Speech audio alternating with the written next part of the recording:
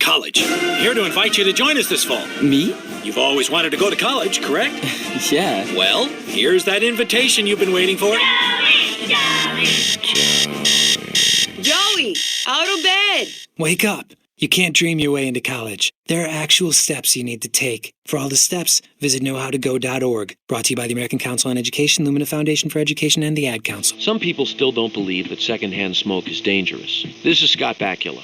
Did you know that just being around someone who smokes can cause severe lung problems, heart disease, and cancer? But there is something you can do about it. Call for a free booklet from the Will Rogers Institute. It clearly explains the proven risks of secondhand smoke and the ways you can avoid exposure. Toll free 1-877-957-7575. Because secondhand smoke is dangerous. Believe it. Statistics say that 4 out of 10 high school students will drop out of high school, but sometimes the difference between dropping out and finishing is a boost. I sort of got messed up into gangs, and this one girl named Maria, she just told me to get my things straight, and ever since then, she's been there for me. 10 real-life, at-risk students are filming their year, so you can see what it's really like trying to get through high school. Go to boostup.org to see their stories, and give someone you know a boost, so they can finish. High school is hard. Graduating is harder. Brought to you by the U.S. Army and the Ad Council.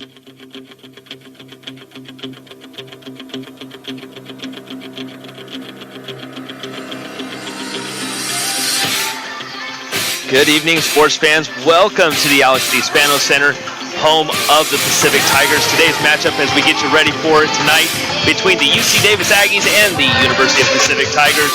Hello, everyone. I am JD Jeff Dominic. Along with me is the man, the myth, the legend, John Mark Vaness. John, what's going on? John Mark, what's going on, man? Or just a college student, but thank you for that introduction, Jeff. I'm doing well. Classes end after tomorrow, so I'm as happy as can be, ready for some Tiger basketball tonight. Absolutely, man. So tonight, the UC Davis Aggies coming in at 2-0. The University of Pacific Tigers coming in 2-1 on the season overall. And for the Pacific Tigers, and I wanted to kind of throw this out here when we kind of get things kind of rolling here. Women's basketball went to overtime, and that was on Friday, a 99-96 victory over the San Jose State Spartans. And fortunately, they've had a couple days off rest compared to usually playing on a Friday, turned around and played on Sunday. So they had an extra day. Does that play well for them, or does that actually still hurt them because they went into overtime? You know, I mean, the good news is they did have that extra day of rest, which is needed when you go to extra overtime, extra minutes. But I don't think it'll play that much of a difference tonight. I mean, I think it would help them, but I don't think it'll play that much of a factor in tonight's game. Now, off camera, we were talking about the emergence, if you will, of Chelsea Leidy and how impressed you were with her and what she's been able to bring to this team. And I'm kind of starting to ride your bandwagon here a little bit and enjoying the way she's played. We've had her here on after the game last week against UC Merced of her performance, albeit that it was only the first half, but it was a sign of things to come for her. It was. I was very skeptical because usually you don't want to judge someone off of their first game, whether they do well or not. The fact that she came out again and did it again and was able to earn a spot in the starting lineup just shows how much of a talent she really is, and only a sophomore. You know, a coach loves someone that's so young and shows that much of a growth. I mean, and that level of a consistency to do it in 2 games and deliver them 2 great wins against 2 ball clubs. Yeah, absolutely. So, I mean, and Paul Meison's come by. Paul, grab a mic. Why? Good old Paul. Why would I want to grab a mic? Because you know you want to be on for a minute. But anyways, we're talking about how the emergence of Chelsea Leidy and what she's been able to bring to this team. A little bit of diversity for her, that she's kind of a little bit more of she may be a little bit of a streaky shooter, but at the same time, she has that talent that you need, I think, to help this team succeed. Well, I was talking with Frisco. Go ahead. Back in the back, we were eating some pizza, chatting about this year's team. In fact, we talked about Chelsea Leidy, and Frisco's about as big of a Pacific women's basketball fan as you'll get. You'll recognize him sitting there next to Bob Highfill, and he was saying Chelsea Leidy reminded him of Gina Johnson. Really? kind of with some of her abilities. So I thought that was an interesting name that he compared her to. So, and we were also asking about how a 99-96 victory in overtime, albeit that it wasn't like last week where they were able to have it, they didn't have that day off. They had an extra day off. How does that play well into for the Pacific Tigers women's basketball team as compared to, like, say, if this was to happen last week where they turned around and had a Sunday afternoon game? Oh, I mean, I guess. I mean, it's hard to say. I've seen so little of them play so far this season. I mean, they like to run, so. Gianna Lu'aulu Summers. Let's go ahead and bring her up. I mean, she's been tremendous. She had a double-double last week against San Jose State, triple-double against UC Merced. She's really taken over this team, and I for one, am really enjoying her play on the court. I was a little skeptical because I do say that she does take a few wild shots, but her shot selection over the last 2 games has been absolutely phenomenal. Well, yeah, and not to perhaps be breaking some news here, but when over there, I don't know if she's here tonight. Really? Oh. That's not good. Maybe you might want to take a look. Well, Dawn's on the court right now. Because assistant coach Amy Van Hollebeck brought over the basketball and said since Gianna's not here, she had to get the ball from Amila. Because normally the guard brings us the ball for the game. And so I don't know. Evidently, she might not be here. Well, if that's the case, how do you feel about this sophomore Amila Lee? She's shown some signs of good things, and she's shown some signs of youth. Well, yeah, youth, absolutely. Although she got a good amount of playing time last season, and she's not the best shooting, point guard, but she's a point guard. She can create, make plays, and there's certainly plenty of other shooters that can shoot the ball. She is the definition of a true pure guard. She's a pass first, shoot second guard, and that's what you want from her. If Gianna's not able to go, you're going to have to look heavily on her.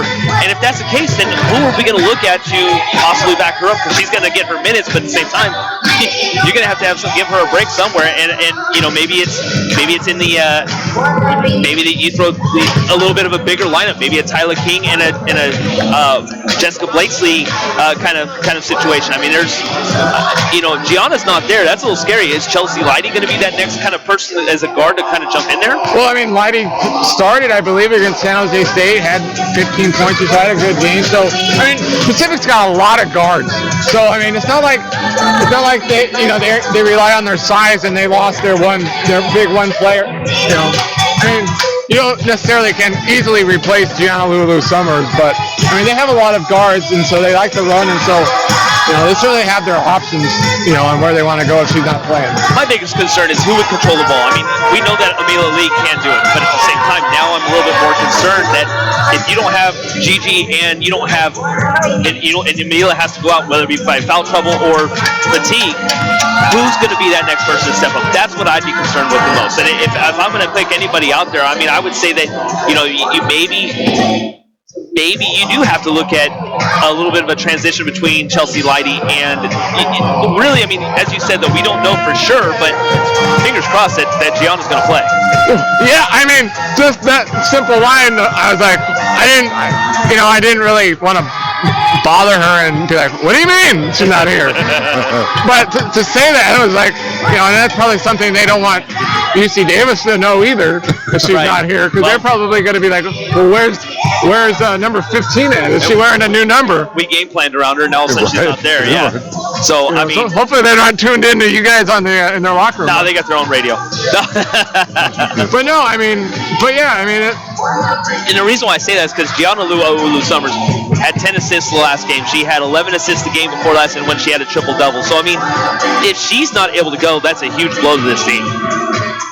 I mean, you're right. I mean, you guys are both hitting it on the head. I mean, someone else is going to have to step up, whether that be, like you mentioned, Tyler King or Chelsea, because she had a nice game. Last game averaging or having about 11 points. So someone just got to step up. But it is kind of confusing for both teams to kind of plan around that. What about somebody like Desire Finney? I mean, we haven't seen a lot of her lately. I know she's been a little bit nicked up, and we don't know the various of concerns with her. But what if Desire Finney is that now lengthy guard that controls the ball up tempo and around the court? Well, I'm a big fan of Finney. I mean, I don't know. You and me both. I don't know why. I personally, I mean, I'm no Bradley Davis, nor was I for Halloween. But I mean, if I was the head coach, you know, I would try to find a way to have Finney play 20, 25 minutes a game, if not more. I like the way she plays when she's in there. Her shot may not be the most purest form. It's not a hierarching, Steph Curry-like shot. It might be a little more of a line drive, but she creates, gets to the basket. You know, I really like what Finney does when she's in there. Well, on the other side of the court, I mean, I know this is kind of, I don't know if this is in your realm here, Paul, but UC Davis has has some pretty good players as well. One senior though, one redshirt senior on this team, and that's it. So, a lot of them are going to look towards like a Bailey Giannotti, who is going to probably get the start. She started the last 2 games. She's pretty much a double-double if you're not careful. She averages 8 rebounds and 17.5 a game. She's going to be a big person in the middle that we're going to have to watch out for. And fortunately, Pacific Tigers has a lot of size, but what are you going to have to do against somebody like Bailey? I mean, what I noticed a lot in the last couple of games, I was looking at their stats, just from previous games, Giannotti does lead in points, but they didn't have a consistent scorer. So I don't know if that would be a huge issue, but yeah. So I mean, one senior and then having Giannotti, we'll see how that all works out, I guess. They have three total players that are in double digits in points, and that's Danny Nafik and Morgan Birch. So we'll watch out for those 3 players as well. But Paul, while we got you here, and I know you're about 20 minutes away from your duties, what does the Pacific Tigers have to do in order to come out with a victory today? Well, I mean, really just keep it a fast-paced game. I mean, that's Pacific's game, is the run and gun and, high scoring up and down the floor. They don't want to get into a half-court battle, especially since, UC Davis has a couple taller players, and even, in fact, I was talking with, again, Frisco once again, who compared, Leidy to Gina Johnson. He was saying, if Pacific dictates their pace, maybe it'll be something like 80-65, 80 to 65 or something. And he goes, even if UC Davis is able to slow it down a little bit, still feels like Pacific has enough offense to win 75-65. It's just a matter of how many points the Tigers can score, although, again, it's also, they need to make their shots. I mean, we've seen games where they've had great shots and they just, they shot worse than me or you would shoot. But they get high percentage shots. It's just a matter of if they make them. I mean, they've broken 100 points already once. They had 99 against San Jose State. So, if they dictate their pace and they get their shots, they can put up points in bunches. Yeah, Pacific averaging around 85 points a game. I mean, in 3 games. I mean, one of them, John Mark, I'll ask you about this, is that how much did that UCLA loss actually help the Tigers moving forward? Oh, man. I mean, we talked about it a little bit in the UC Merced game, where, it really just kind of lit that fire when you're playing a team like UCLA that's so far on one side of the talent level. You really have other games where you can kind of balance that out and see where you're at as a team. And I think they kind of did that with San Jose and UC Merced, where they got to see exactly where they're at as a team. So I feel like UCLA kind of helped them kind of light that fire, if you will, about that. Yeah, I mean, UCLA, albeit that they're a nationally ranked team, but in the way that UCLA, and we've seen it, or we saw in the first half, Pacific was able to hang with them. Pacific was able to hang with them in the first half. Second half, they just made the right adjustments, and they were able to pull away. UCLA was, and I think this was a true test for the Tigers, and I think it helped them along the way. Well, I think so far through the first couple of games, we've shown that if we play really well, we can hang with a tough team such as UCLA. But then, if we're not playing the best we can also not look good against teams way worse than UCLA. Well, and you're bringing up, I'm sure you're bringing up Chico State at this point. I mean, it was an unfortunate loss, but hey, it was exhibition. We're good.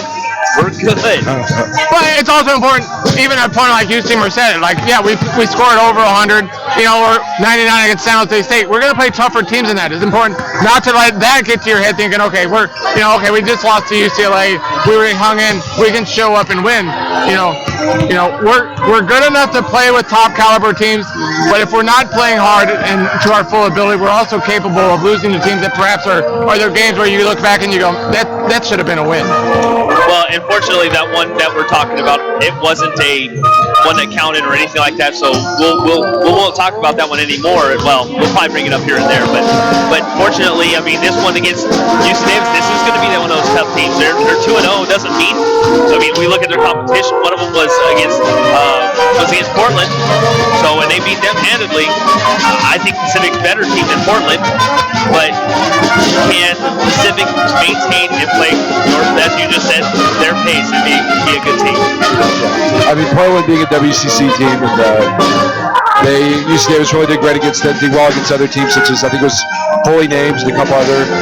So I mean, they have a good stack of wins too. So it'll be interesting. Paul, before you take off, anything you want to add?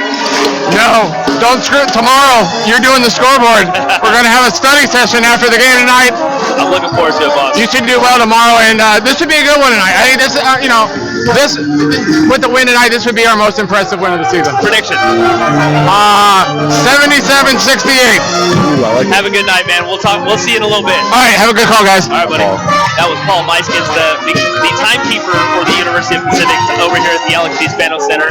So that was good insight right there. It was. Right? He's been here longer than we have, so he has words of wisdom when it comes to basketball and women's basketball. Well, he looks at history too, and you know what? To be fair, he's looking at a prior coach, Bradley Davis. Head coach Bradley Davis has brought a different team, even though it's still some of the same style than Liz Johnson had, but it's still Bradley Davis' team, and I think that it still needs such an up-tempo, more of a new setup here for the Pacific Tigers. Right, yeah, I mean, like we talked about before, it takes a while for players to fully buy in and get used to a system, but they seem to be taking that on well, and Bradley Davis is a great coach, and they're doing good things. Well, the fortunate thing is they don't really have to buy in too much because, one, he was the man that recruited them from the beginning, that's true. And so he's been with the Pacific Tigers for 9 years, so that's the good sign. The other sign is that all he did was move one seat over. Right. So he's obviously in a good position because he knows every single one of those girls out there right now, and I think that now that he's able to go, okay, this is how it was done before, but this is how I want it done now. Tweak it just a little bit, yeah. Yep. So I'm looking forward to it. We're about 15 minutes away from the game time, and John Mark, I want to talk a little bit more about the University of Pacific athletics. Oh yeah. Moving forward, as we have some big news and some unfortunate news too. Sad news, yeah. And we'll start with what happened yesterday. And University of Pacific water polo took on Pepperdine in the Golden Coast Conference, the championship game, and for the inaugural Golden Coast Conference championship, came up just short, 6-5. But they're going to come out as probably a number 4 nationally ranked team going into next year. Go ahead and touch your computer because I know it's starting to go off here. And but also, they redshirted a senior that they said is probably is better than Alexander Petrovic, is going to be one of the best players, and it looks like they've loaded up for next year, and I'm already looking forward to this team next year. Yeah, I mean, being nationally ranked, I think water polo oftentimes gets overlooked when it comes to major sports, but what a feat by them. I mean, they're doing so well, very well coached, and in a very good conference. The other unfortunate game was last night at Stanford as they take on, as the University of Pacific men's soccer team took on Stanford, losing 2-0. But let's go ahead and start from the beginning of the season. No, not a lot of people, and I think realistically, if you weren't in that locker room, I think that nobody else really predicted on what this team could do.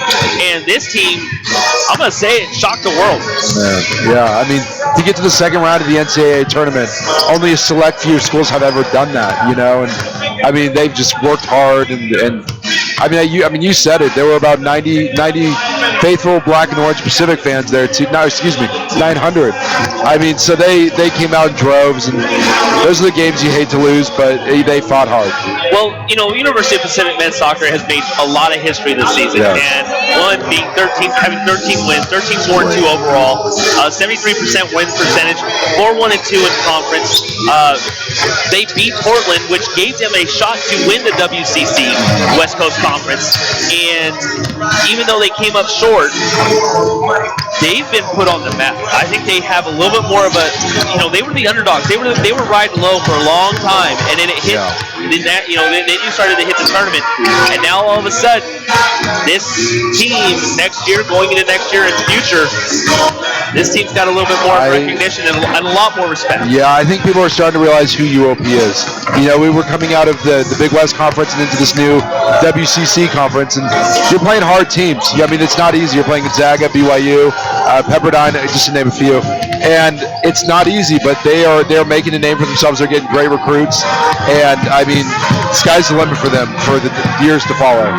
Another piece of breaking news was head coach Ryan Jordan getting an extension. We don't have the true answers unless you happen to look him up, John Markin.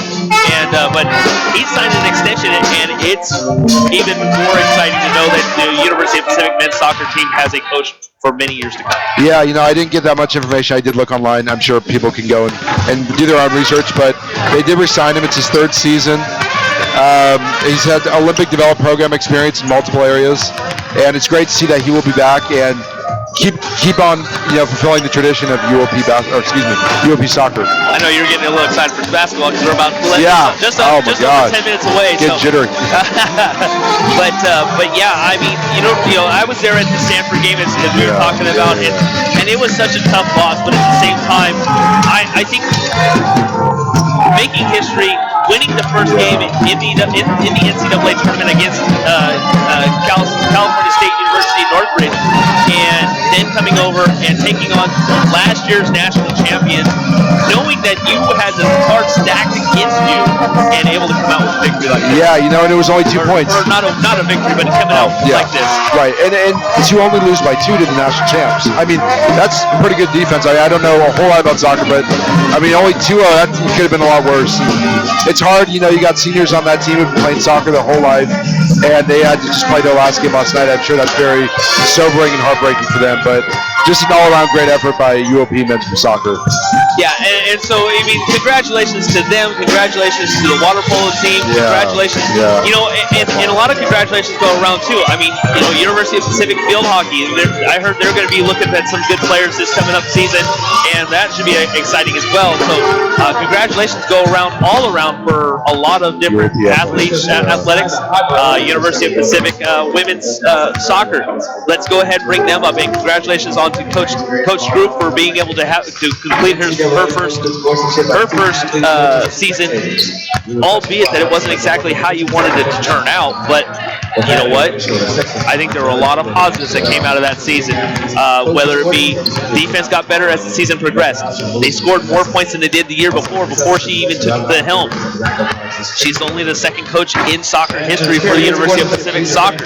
So I mean, there's just so many things that you got to, when you think about it, what this history really brings to you, you got to be ready to go. And those are a lot of small sports that are coming too close. And we'll have one more here in just a second. But I know you wanted to add something. Yeah, I mean, you said it best, Jeff. I mean, UOP athletics is on the rise. They're building traditions, keeping coaches, re-signing coaches. I mean, you look at the men's basketball team. They have Damon Stoudemire, former NBA player.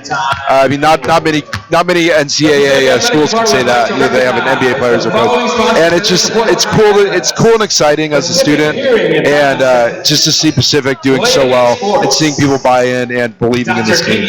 Well, and as a fan, as I sit here, I mean, I'm going to be I'm a complete fanboy of all these athletics. And the more I learn them, the better off I am, and because I can learn the history as I kind of go. So there's that, and then also one thing we didn't bring up was volleyball. Volleyball is going to be ending on Tuesday, actually today, tomorrow, and congratulations to senior Lexi Elman on what she's been able to do. I know a lot of people talk about Lexi Elman, and she's a complete beast on that court.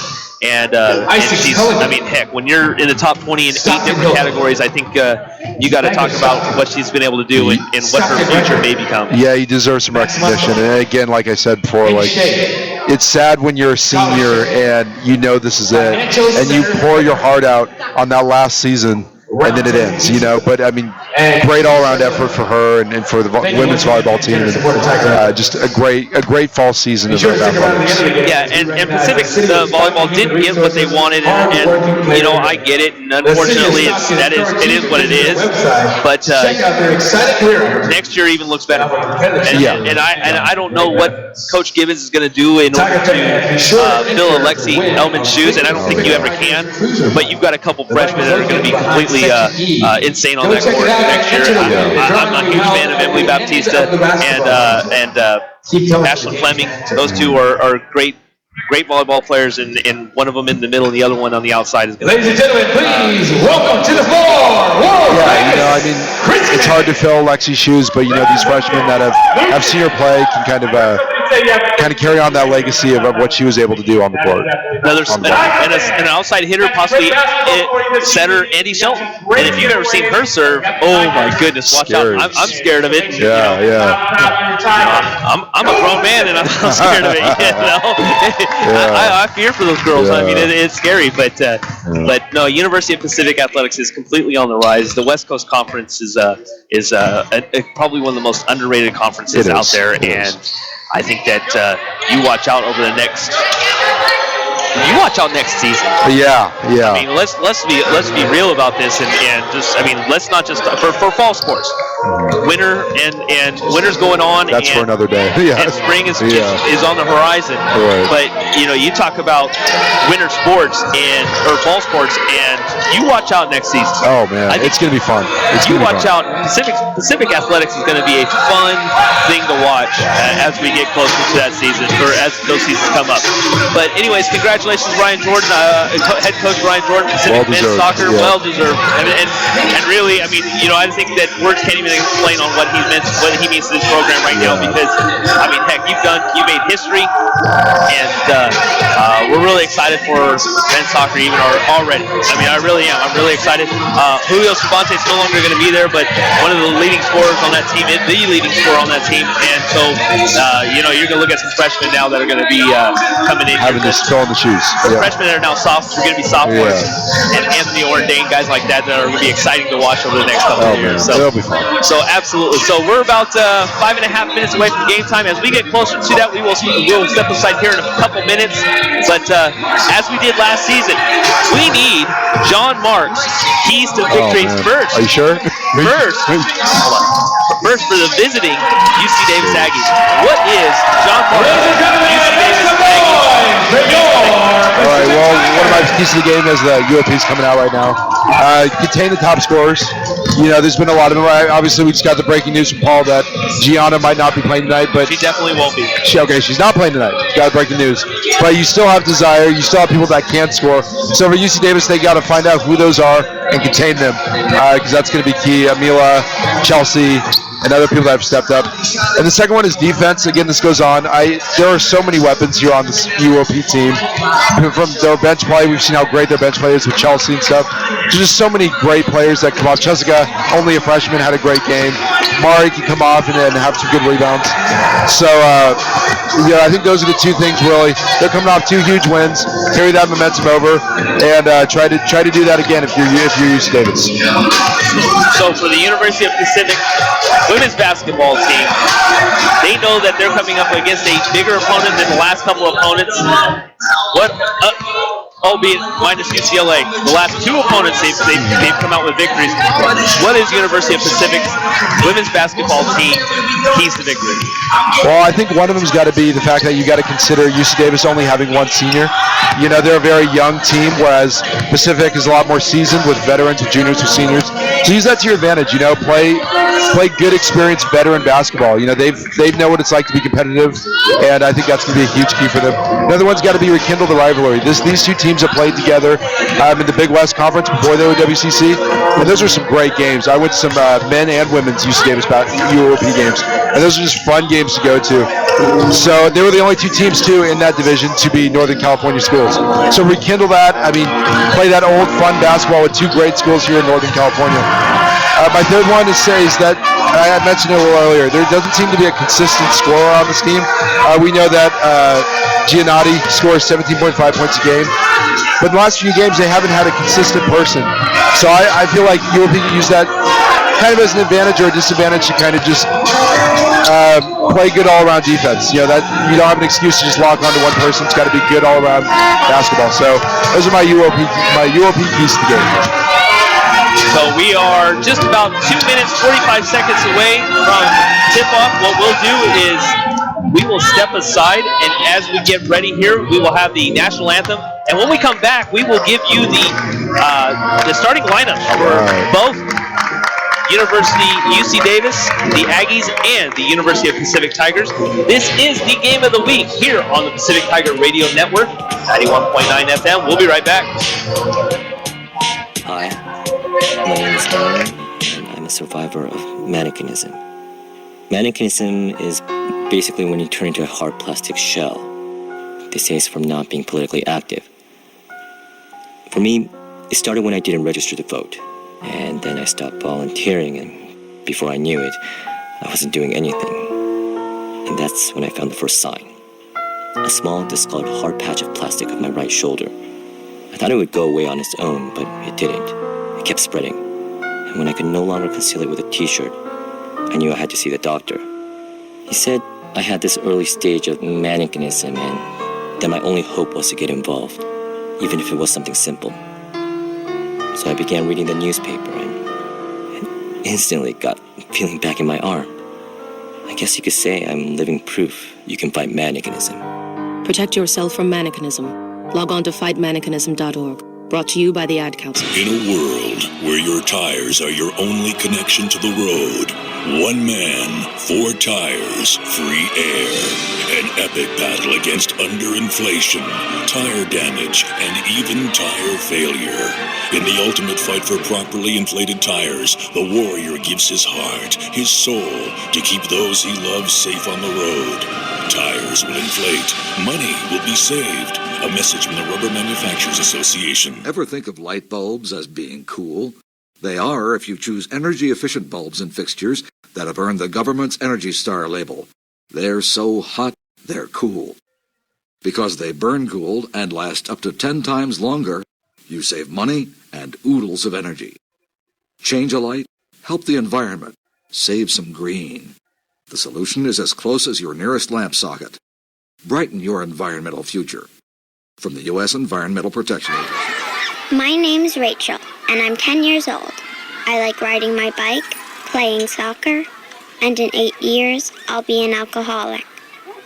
I'll start drinking in middle school, just at parties. My friends will drink, so I will too. Kids who drink before age 15 are 5 times more likely to have alcohol problems when they're adults. My parents won't really know what's going on yet. I mean, I'll do okay in school, but when I drink, I'll do some things I don't really want to do. So by the time my parents talk to me about it, alcohol won't be my only problem. Alcohol affects their judgment and their future, so start talking before they start drinking. My parents won't believe it could happen to me.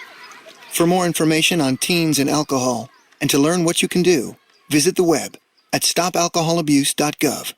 Brought to you by the U.S. Department of Health and Human Services, the Ad Council, and this station. I know, being a college freshman is supposed to be tough, but let me tell you about my schedule this semester. All 18 credits.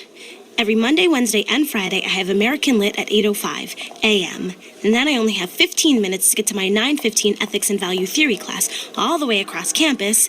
Then in the afternoon, Calculus 1. On Tuesdays and Thursdays, I have 2 lectures that go through lunch, Sociology of Families, then Intro to Microbiology, pre-med, and finally, I have a double lab that ends around 9 p.m. Anyway, I just wanted to say thank you.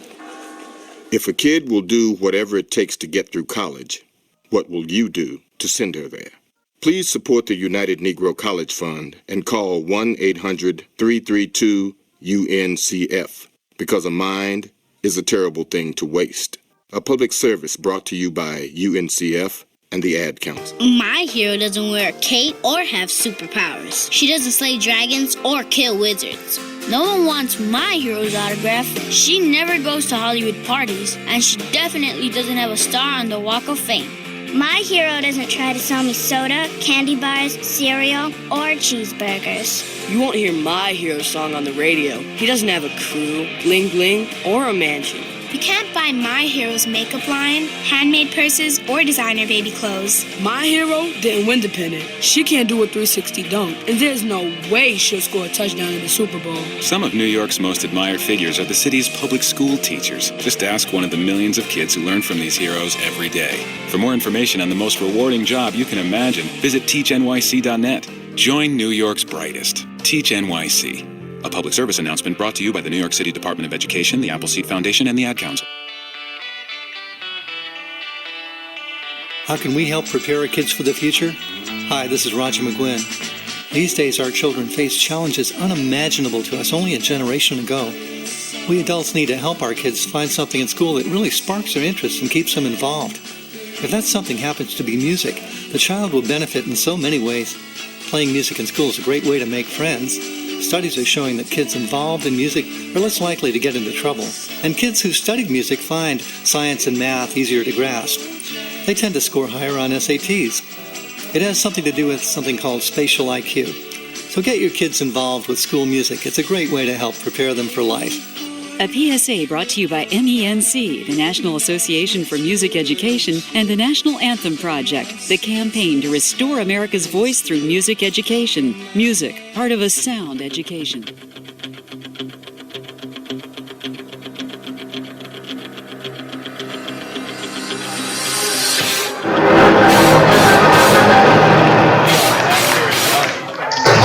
Ladies and gentlemen, on your feet for your Pacific Tigers. Starting guard, 5'10" junior from Sacramento, number 30, Naja Cleveland. Starting guard, 5'11" junior from Berkeley, number 22, Desire Finney. Starting guard, 5'6" sophomore from Piedmont, California, number 21, Amila Lee. Starting guard, 5'9" sophomore from Torrance, number 13, Chelsea Lighty. Starting forward, 6'2" senior from Rancho Cucamonga, number 3, Mariana Clayton. Your guest coach tonight, Vice President of Technology and Chief Information Officer, ladies and gentlemen, a round of applause for Art Spraker. Graduate Assistant Kendall Kenyon, Video Coordinator R.J. Hunter, Director of Basketball Operations Amanda Leland, Assistant Coaches Alexis Thomas, Amy Farrell, and Amy Starr, and your head coach, Bradley Davis. And those are your Pacific Tigers.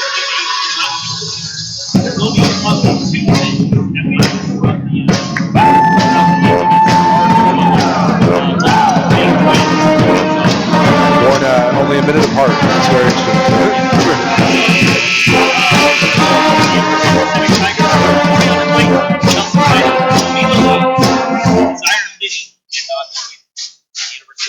Tigers are wearing full white, orange numbers, black trim, going from right to left.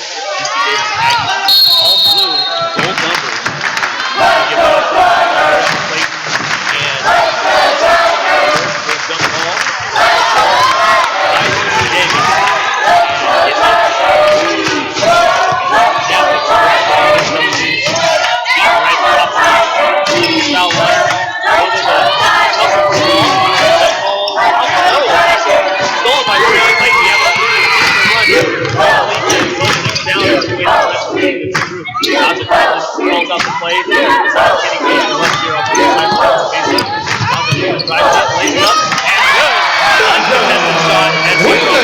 Great scrappy defense and a great basket there by Naja Cleveland, the junior from Sacramento. With it, a little bit of almost turnover. By the Aggies, Eaton drives inside. Moriana Clayton meets her. No good as she tries to lay it in. Rebounded by Desire Finney, and Mila Lee will push that forward. And she goes from the away and set the offense. Naja Cleveland has it right at the top. Hands off to Desire Finney. Finney tries to dribble inside. Hands it off to Moriana Clayton. Lays it in and good. Great break of the defense right there by Desire. The feed to Mari.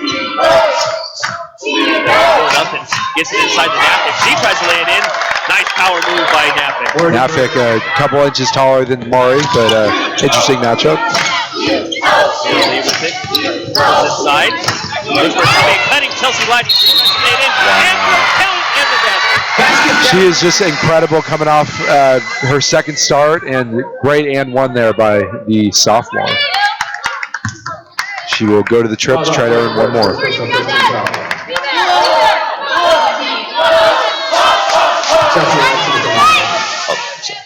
So Chelsea Lighty will go ahead and shoot one. Up and good. Soft, sweet stroke there by Lighty. This lead goes up to 7-2 with 8:36 here in the first quarter. UC Davis, a long outlet pass to the top, kicked it out to Eaton. Eaton gets it inside to Nafik. Nafik dribbles inside, stripped away by the Tigers. They have numbers if they hurry. They see Chelsea Lighty bounce pass, lays it up off the side of the rim, rebounded by the UC Davis Good Aggies. look, just a little too hard there by Lighty. Eaton gets it up to the top for three, off the side rim, rebounded, tapped around, rebounded by Naja Queenland. Queenland is going to go ahead and dribble it up, gives it to Desire Finney. Finney inside, tapped away by Nafik. And actually, they're going to say last out of bounds off of Moriana Clayton's hands.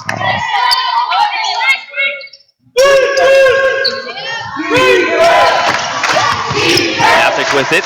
Gets it up to Giannotti. Giannotti will dribble up court. She gets it off to the corner. Back to Giannotti, who's right inside. Gets it into inside. Tries to lay it in. No good. That was Birch that tried to lay it in this time. Birch is the taller middle. Great defense by Maury on Birch, the taller defender, but Maury's giving her a run for her money. Naja Queenland with it. Hands off to Chelsea Lighty. No, she fakes it. She dribbles to the side along the baseline. Looks for anybody. Gets it outside. Back up to Mila Lee, who's at the top of the key. She's going to go ahead and reset it with 11 seconds on the shot clock. Good ball movement by UOP. She dribbles it aside against the taller Birch. Gets her own rebound. Blocked by Birch. Rebound gathered by the Tigers and Desire Finney. And Naja Queenland was going to go ahead and slow things down again to just go ahead and reset it. Maury, a great rebounder. Just picked up her first one. Stolen by one of the UC Davis Aggies players. Birch will dribble up court.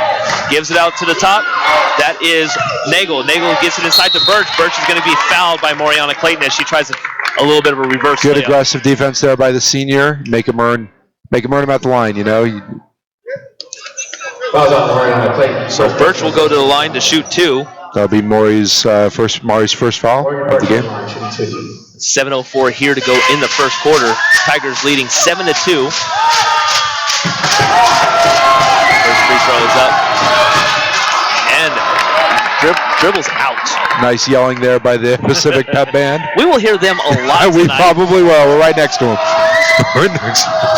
Second free throw is up and good, so it's a 7-3 lead for the Tigers. It'll lead. Go ahead and dribble it up. Hands up to Chelsea Lighty. Lighty gets a screen from Naja Queenland. She tries to dribble it in.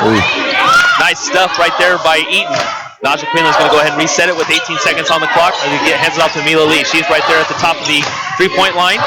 Gives it to Naja Queenland on the baseline. Dribbles it out. Gives it up to Desire Finney. Finney's going to go ahead and get called for traveling. And she took too many steps trying to make a little bit of a fake on one of the UC Davis Aggie defenders. Great stops by UC Davis, stopping the quick offense of Lighty and Desire. Pacific has 3 turnovers in the last 1 minute 54 seconds. Eaton with the ball for the Aggies. Gets it off to Nafik. Nafik finds a cutting.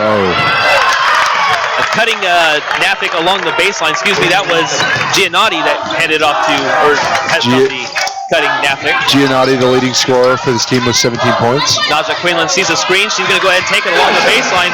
Great screen by Moriana Clayton as she kind of defended off 2 defenders as Naja Queenland was able to drive along the baseline. Yeah, Maury distracting them, letting the cutting Naja come in. Giannotti gets it inside to Nafik. Nafik tries to dribble it in against Desire Finney. Back outside to Nagel. Nagel will go ahead and take the shot. No good. Rebounded by the Tigers. And Amelia Lee will go ahead and try and push the tempo. She sees an opening. She kicks it out to Chelsea Leidy. Leidy dribbles it inside. She lays it in, and it's good. The quick running offense of Chelsea Leidy. We've seen that a lot in the last two games, and we're seeing it again tonight. Pacific Tigers leading 11-5 here. Eaton with the ball. She tries to get it inside. It's going to be a kick ball. And we'll have stoppage in the play here. Looks like we'll have a couple checking in. One of them, Blakesley, and two. Jessica, the freshman, had about 14 points last game against San Jose. Had a great game. The sister Eaton will check in. That's going to be Carly Eaton, number 3, and Marley Anderson will go ahead and check in as well. Eaton, the two twins out of Longview, Washington. Anderson with it. She pops it out to Nafik. Nafik for 3. Excuse me, that's Giannotti. Giannotti for 3, and it's good. Giannotti with the smooth stroke. She definitely needs to be contained tonight. Lee with it, gets it up to Naja Quinlan. Quinlan wants to answer with the 3, and she nails it. Got a little back and forth there by Naja and Giannotti. Scores the 3. Eaton with the ball. She's going to go ahead and dribble it up. Tussle around on the court. Who's got it? Oh. And there's going to be a jump ball. Grit and grind basketball there by Amelia Lee. You got to love seeing that. You're the coach. That will be a timeout as Ellie Lopez-Aguero will check in. Ellie, one of 4 national players. And that'll bring up to immediate timeout. So with the Pacific Tigers leading 14-8 here with 4:56 to go, we'll step aside here. You listen to Pacific Tiger basketball here on the Pacific Tiger Radio Network, 91.9 FM. We'll be right back.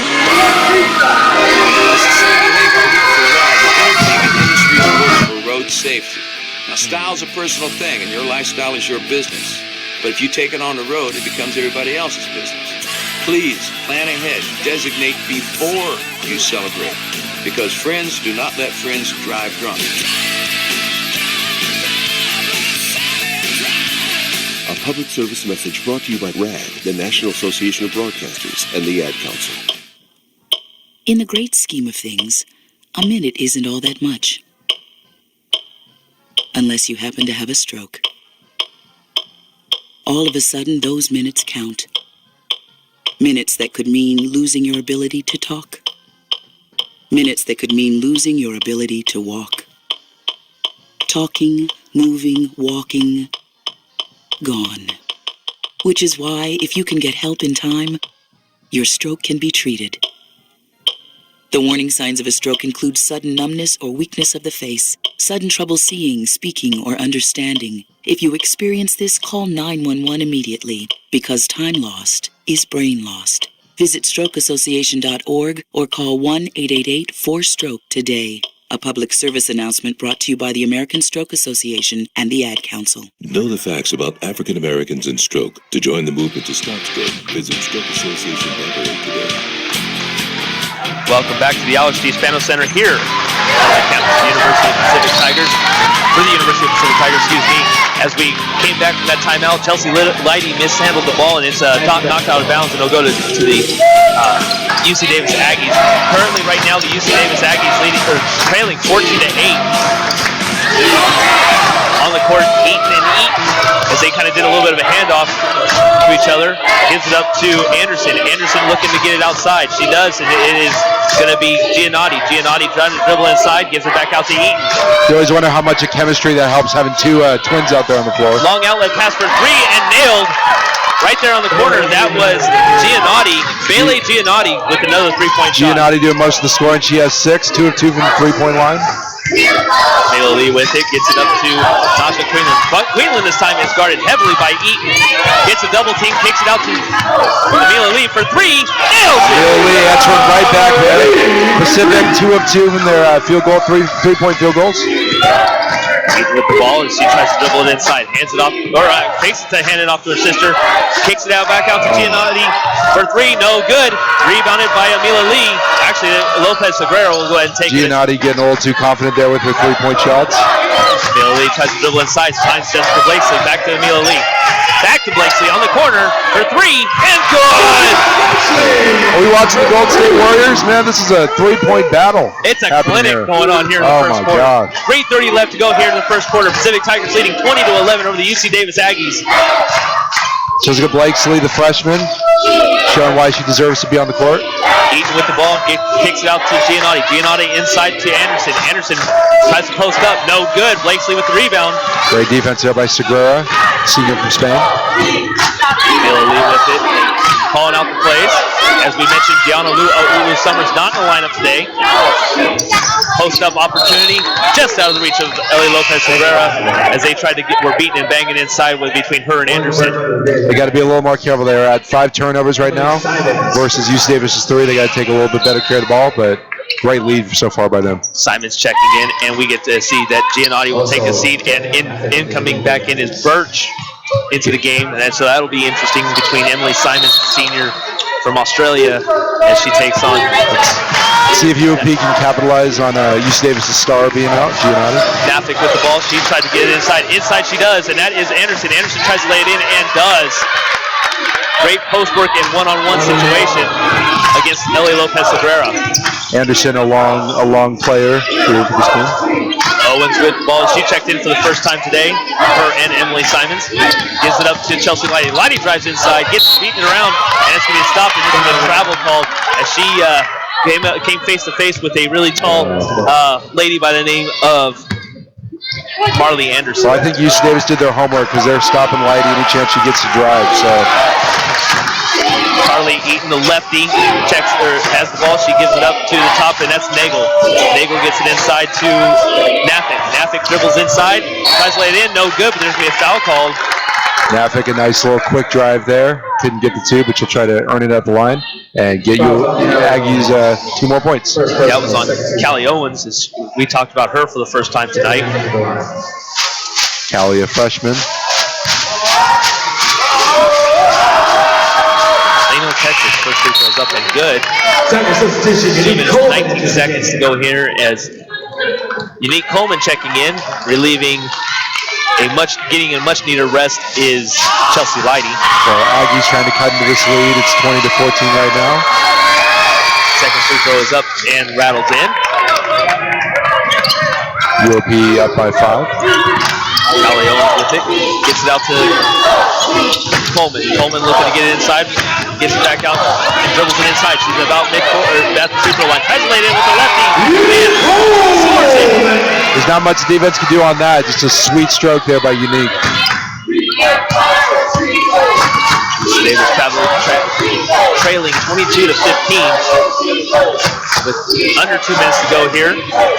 Nafik with it, gets it back up to Nagel. Nagel gives it out, and I believe that's Nafik. Nafik trying to get it inside, she does, and that's Anderson, and then she is fouled hard, and I believe that was on Callie Owens as well. Well, that was on Emily Simons. Little mismatch there by Emily and the tall number 22 from UC Davis. Make him earn it at the line. Morgan Birch. She was 1 for 2 earlier. Let's see if she can go ahead and earn it here. First free throw is up and good. Morgan Birch, the tallest player out on the court right now, standing at 6'4", averaging 12 points a game. Giannotti checking back in replace of Nagel. She'll try to get one more here at the charity stripe. That free throw is up and good as well. So she is now 3 for 4, 2 for 2 at this attempt. Well, UC Davis not totally going away just yet. Lopez Cabrera tapped around. Emily Simons regains the control. Shot by Ellie Lopez Cabrera right at the free throw line, and that's good. Nice jump shot by her. Not something that she's really known for, but hey, she's a good shot. Hey, when you got a big post player that can shoot the perimeter like that, it's a good tool to have. Eaton with the ball, hands it back off to Nafik. Nafik along the baseline, gets it inside. Almost lost control and does, and that's going to be out of bounds, and it's going to go to the Pacific Tigers. Nice suffocating defense there by the Tigers. That's the 4th turnover there by UC Davis. Callie Owens with it, trying to dribble it inside. She does, gets it a little inside. There's going to be a foul called, and much to the chagrin of Nafik, she'll be called for that foul as she hit Callie Owens as she was rushing to the line. Unique Coleman will try to get 4 points here with 2 free throws.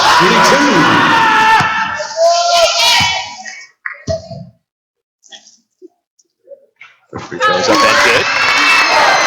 Great smooth shot there by Unique.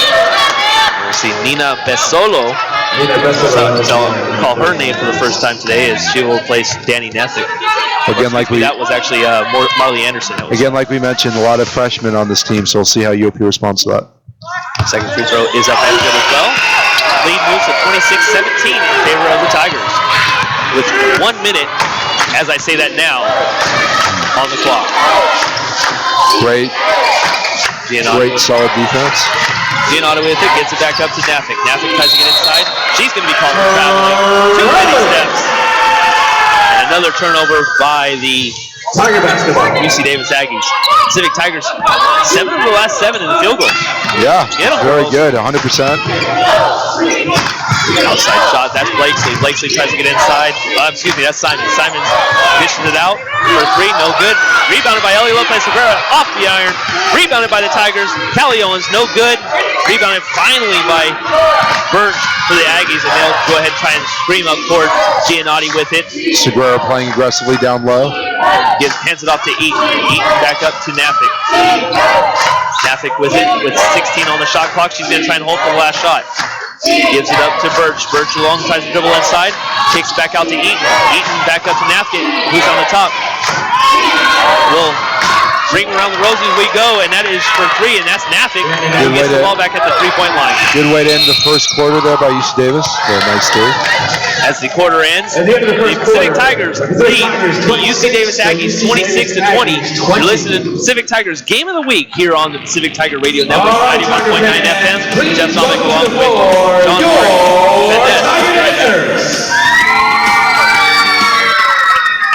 What does freedom of speech mean to me? I don't know. I've never really thought about it. Freedom of speech means I can speak out against the majority. It means I can express my opinion freely. It's the American dream. It's the First Amendment. It means everyone has a voice. I guess freedom of speech is more than a right. It's a responsibility. A message from the National Association of Broadcasters, Education Foundation, and this station.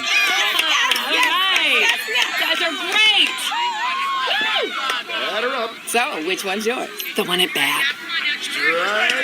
Oh, that's okay, Chris. Only my kid could strike out in T-ball. Oh, run, Chris, go! Looks like he's having some trouble running. Oh, he's wandering way off the baseline. It's like he can't see. Oh my gosh, his helmet is too big. It's as big as a bucket. You know, I must have gotten him an adult one. What was I thinking? You're out! Oh. When safety equipment doesn't fit, it's game over. That goes for your kid, too. If they're too big for a car seat, that doesn't mean they're the right size for an adult safety belt. If they're under 4'9", they need a booster seat. It raises them up so the safety belt fits properly. And the right fit makes all the difference to their future. To learn more, visit www.boosterseat.gov. A public service announcement brought to you by the U.S. Department of Transportation. Welcome back to the on the University Pacific campus here in Stockton, California. Jeff Dominic along with John Martinez here as we call the University Pacific Tigers leading the UC Davis Aggies 26-20. UC Davis Aggies with the ball currently wrapped around and controlled by the Aggies. Not a good way to start. Air ball to 3 and got a bad turnover there by the Aggies. Too many steps called. Pacific Tigers going from right to left. If you're listening to us, orange numbers, black lettering, black trim, I should say. All blue gold numbers. Desire Finney with the shot, no good as she tried to drive in. Rebounded by the Aggies. Finney still looking for her first points of the game here tonight. Takes it out. The Bird first. Good. 6'4" center that can shoot the 3. Gotta be. Oh, excuse me, 2. Looked like a 2. Long range. It was long range bucket.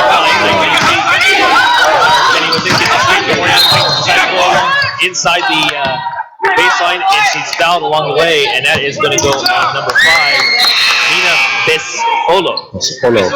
Great name. I love that name. 2 players checking back in, and that is. Catch.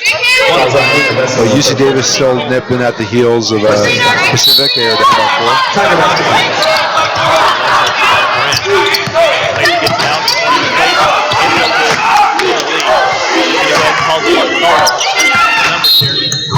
Foul called It's going to be a stop on the play. Fouls on Birch. Second person. That's on Birch. That's the second personal. That's probably a good thing to get rid of foul trouble. Yeah. We already see Marley Anderson coming in for Birch. They've done a good job at allowing her to get in the foul trouble.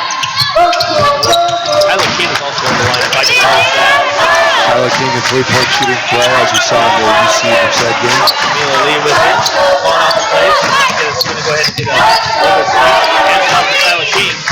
Almost a backcourt violation. Allington is coming for the ball. Jump ball. Bodies are flying everywhere on that play.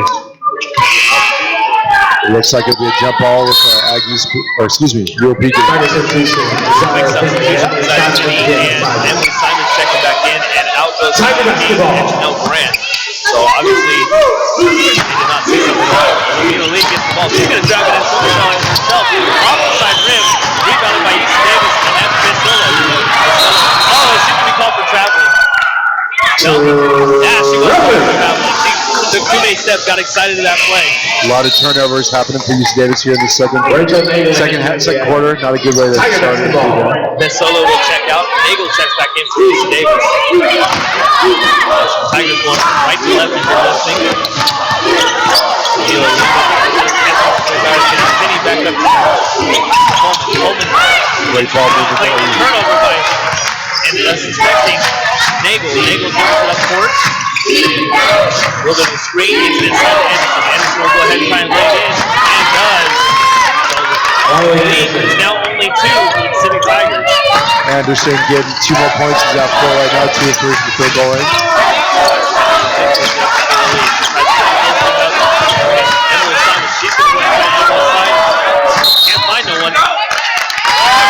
Great job by UC Davis putting up the stops. Every time a player drives in, there's 2 or 3 people that stop. Cleveland checking in, and it looks like Chelsea Lighty's going to check back in as well. I believe that was a 3-second call. That was Chelsea Lighty for the Tigers. On the Tigers. Unique Coleman will take a rest.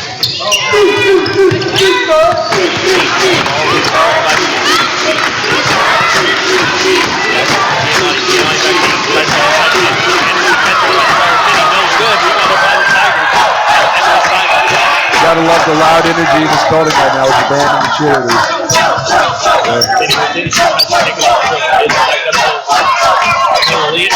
Outside to Chelsea Lighty. Southern ready by Nagel for 3. Off the side rim, rebounded by the UC Davis Aggies, and that was snapping. Snapping, pull it up all the way up. Hands it off to Nagel. Nagel gets it inside to Anderson. Off the side rim, and there's a foul call. Well, there's a little bit of a mismatch there between Anderson being guarded by Mel Lee. Lee is probably glad that that was. That's on Desire Finney. Her first personal, they're calling it a push. One of the Aggies hit the deck. Desire still looking to get on the scoreboard. Nice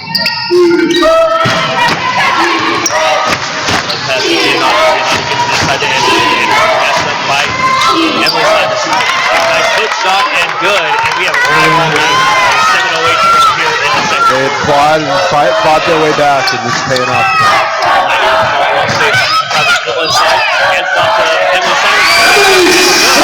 Nice fierce cut to the basket there by Lighty, passing up to Emily and getting it through. Ball is catched up by Saraceni. Makes her up the dribble, tries to dribble inside. She's going to be hit, and I believe that's going to be on Naja Queenling as she tries to drive it inside. Naja Queenling. Naja Queenling leading all scorers on UOP by 7. Just 3 of 3 from the field goal range. Chelsea Lighty with 5. Courtney Neatman will be at the line. Courtney, like we mentioned, one of 2 twins on his team, both juniors. Tiger substitution, Jessica Blakesley is again. Blakesley checks back in in place of Desire Finney. Tie-ball game again here, 6:46 to go. Nice fun ball game. Both teams are virtually even on the stats. Gets it off to Malcolm. She's at the top of the key. Tries to go inside. Kicks out to Lighty goes on the baseline. Back out to Queenland. Gets it inside to Emily Simons. Hands it off to Naja Queenland. She tries to lay it in and called for traveling. Oh, man, that was a interesting call there. Probably could have went both ways, but... Wow. I don't even know what to say to that. Wow. Yeah. All right, so UC Davis has a chance to take the lead here. It's Nafik trying to get it inside. Gives it hands off to cutting eight, and she tries to get it out to three. No. What are they going to call here? The UC Davis bench up and rowdy right now. It's going to be Eaton going to go to the line, but that was on a pass. Curious. Basket doesn't count. Basket counts. Basket counts. The whole UC Davis bench jumped up at that call, so they saw something maybe we didn't, but looks like they got the call going their way. Looks like coach for UOP is talking to the ref about it. Is clarification. The basket counts. And the Tigers get to control the ball. Stripped away by the Tigers. Long outlet pass to Chelsea Lighty. Lighty to go. Lays it in on a fast break opportunity. Almost like she got fouled there, but all the way down. A good no call by the ref. Eaton with it for the Aggies. Chelsea Lighty, a fierce cutter to the basket. Ties Queenland. Anderson shot no good. Tapped around. Rebounded by the Blakesley and the Tigers. Bailey kind of trying to get it back on court. Looking for the possibilities. Hands off to Blakesley. Blakesley hands it back to Chelsea Lighty. Lighty wants to take her off the dribble. Thought about the pump fake. Gets it inside. And the shot and good. UOP retains their lead, 32-31. We'll see Chelsea Lighty go ahead and take the and one opportunity. She lost control, but gathered it right back up. First person. Tasha Quinlan didn't want to come out of this game. I just watched her reaction as Oriana Clayton checked back in, and she just looked very unhappy. Well, I mean, we've talked about it before. She's a fierce competitor, and she wants to be in the game every second she could. First free throw with 5:35 to go here. Up and good. And one by Lighty, she leads all scorers. Ties. 10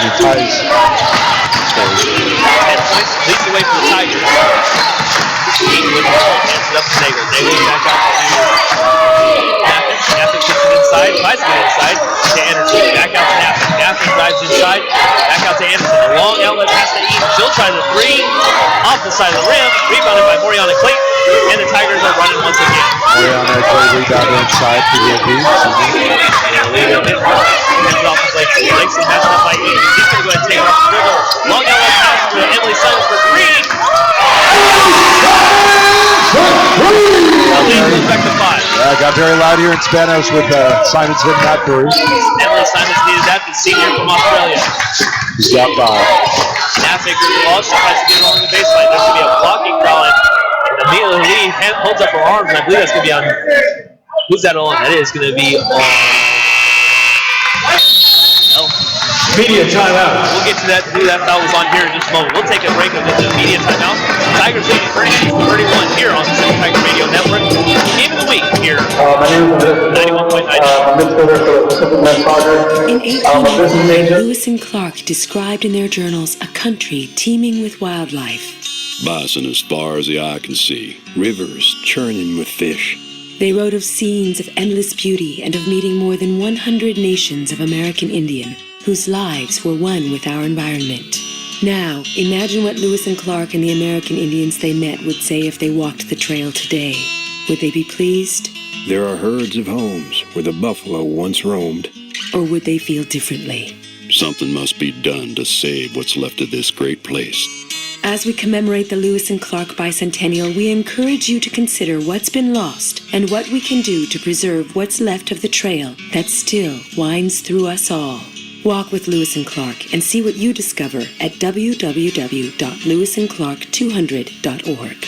This is a public service message of the National Council of the Lewis and Clark Bicentennial, the Missouri Historical Society, and the Ad Council.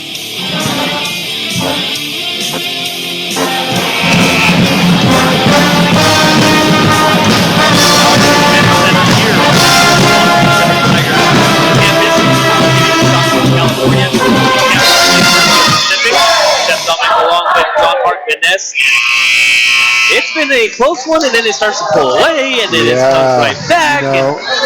I'm looking at the statistics, and they're, almost similar. In almost every category. And Pacific's trying to pull away. UC Davis won't let them, and it's been a fun game so far here in Stockton. Aggies control the ball with a couple of different players on the court. We see Sophia Song on the court for the first time. She'll take a shot, no good. Amelia Lee with the rebound, and as that was Nafik who took the shot. Long outreach pass is Amelia Lee, and she tries to drive inside, and she'll call for a foul. Yeah, the quick Amelia Lee, always running coast to coast down the floor. Kind of like what she's done so far today. I mean, she's very, very well. A lot of respect to go for her. She's a floor general. When it comes to passing the ball, defense, offense, she does it all. A lot of progression I've seen from her this year. Definitely. That's awesome. Definitely. First free throw's up and good for her. Lead goes 37-31 with 4:29 to go. Bailey Giannotti checks in for Eaton. That was actually, I better give you the right one because there's a couple of them. As Courtney, second free throw rattles in. And it is a 7-point ball game here. UOP up 38-31, 4:29 left in second. Giannotti finally gets it into Nafik. Nafik's going to go ahead and take it up court, and she's met there by two Tigers. Giannotti almost lost it there. Giannotti with it, gets back to Nafik. Nafik at the top, right by the Tiger logo. He dribbles it inside, finds Giannotti. Giannotti matched up by Simon. Finds a cutting Song, tries to lay it in, no good. Rebounded by Moriana Clayton. Finds her teammate Amelia Lee. Amelia Lee is going to go ahead and find Emily Simon. She tries to dribble inside to Moriana Clayton. Kicks back out to Chelsea Lighty. She's fouled in the bucket. Nice jump shot. Another chance at the end one there for Chelsea Lighty. I don't think Amelia Lee has, that smile has not gone off her face in a bit after the last 2 minutes here. No, I mean, and just that play alone, you saw all the UOP players just, erupting in joy. They are happy with what Chelsea Lighty has done so far this last 3 games. Song actually is going to check out, and it's going to be another Eaton, and that's going to be Carly Eaton checking back in for the Aggies. Plays up. That one's good. Off the back iron, but good. Well, that gets them a nice 10-point gain here on East Davis. 41-31 our score with under 4 minutes to go. Giannotti with it. Gets it to Nagel. Nagel back up to Nafik. Nafik tries to get it inside. And finds Eaton along the baseline. Gets it out to Nagel. Nagel back up to Giannotti. Gets it inside. Net up by Moriana Clayton. Tries to lay it in, and good. Great coverage, Mari did all she could, but great score by us. That was Lauren Byer with her first bucket of the night, and a long outlet pass out of the reach of Chelsea Lighty. As much as I've been praising Amelia Lee, that was probably one of her bigger mistakes so far today. Yeah. Well, one is okay. When you start getting more than that, you got to be careful. Got to minimize the turnovers. Yeah, definitely got it. Eaton with the ball, and she's met up by Blakesley. Blakesley is given up to Nagel. Nagel now hands it off to Nafik. Nafik back inside to Nagel. Met up by Chelsea Lighty. Takes it out. Back up to Nagel. Tries to find a shot.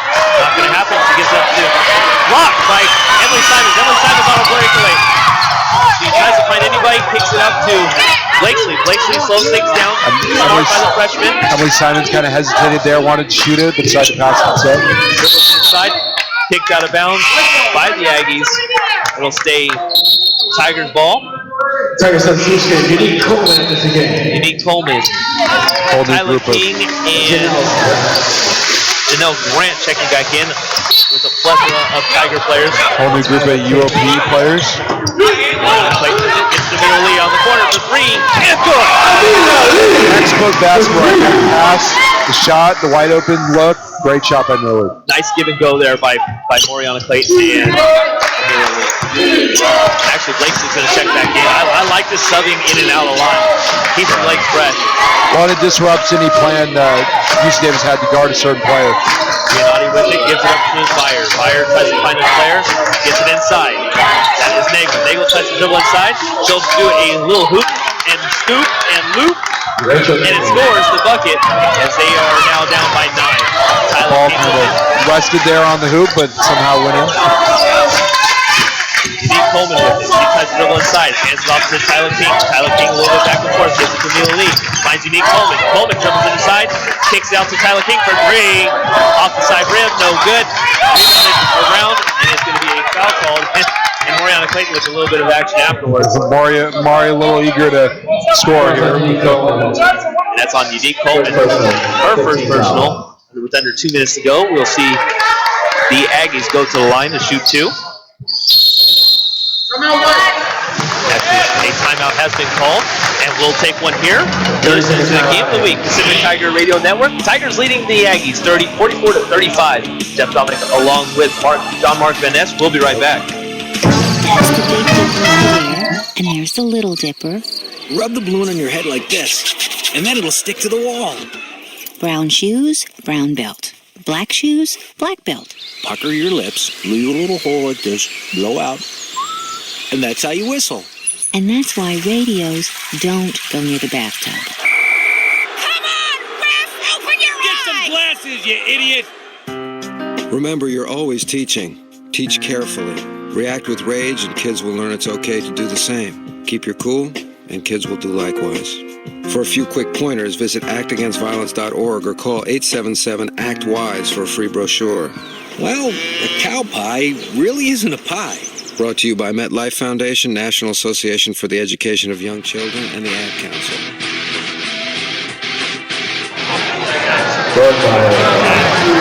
Time out here as we welcome you back here to the Alex D. Spanos Center here on the University of Pacific campus. Jeff Dominic along with John Mark Van Ness. UC Davis Aggies at the line. First free throw is up and good. UC Davis Aggies in the all blue and gold numbers. Pacific Tigers in the home white orange numbers. Second free throw is up and good by number 11, Lauren Byer. We talked a little bit about it, but Pacific pulling away after being tied with these Davis Aggies. They're leading 44-37.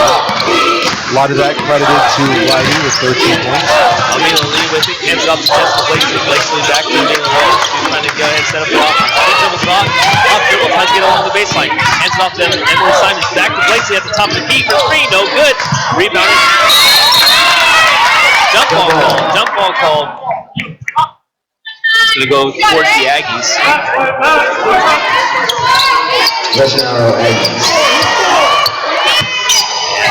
A lot of young people in this game. Blake and Grant are both freshmen this year. Nafik with the ball. Up court, she's met by 2 Tigers. Get it off to Eaton with it. Gets back up to Nafik. Nafik looking for anybody. Gets it to Nagel. Nagel tapped around. Stolen by Unique Coleman. Coleman's going to go ahead and dribble and take it herself. She's going to look for numbers to see her. She's taking it from coast to coast. Blocked by the Aggies. I believe that was... Unique Coleman a little slow getting up, but great close after that. Long outlet pass for three. No good. Rebounded by the Aggies, and that's Nagel. Lays up and in, and good. Let's go here into half.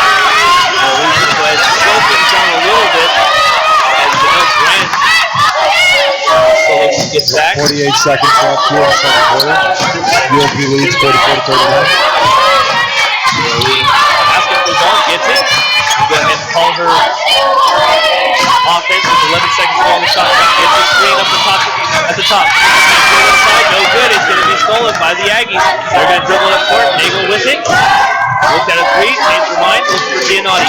Long pass to 8. This time now it's 2. Nafik back up the top to Giannotti. Inside to Anderson. Anderson met by Emily Simon. She gets it up to Nafik. Nafik once again looking to Nagel. Nagel gets it. Nice little fake. Gets it back to Anderson. Anderson back to Nagel for 3. Off the side rim. No good. Tapped around. And it looks like that's going to end it as it trapped around. Tigers 46.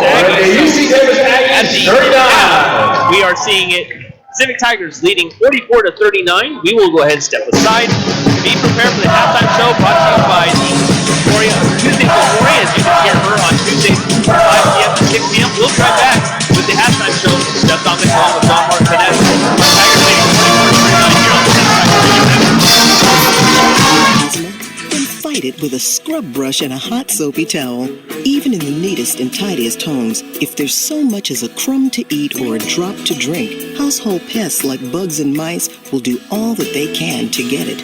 And they're more than just a nuisance for kids with asthma, because they can actually trigger an asthma attack. So, sweep up crumbs, wipe down tables, scrub dishes before they pile up in the sink, and store leftovers in plastic bags or bowls. Don't leave bugs and mice so much as one tidbit or nibble, and you can stop a childhood asthma attack before it starts. Discover other simple ways to prevent an asthma attack. Call 1-866-NO-ATTACKS or visit noattacks.org, because no child should feel like a fish out of water. A public service message brought to you by the U.S. EPA, the Ad Council, and this station.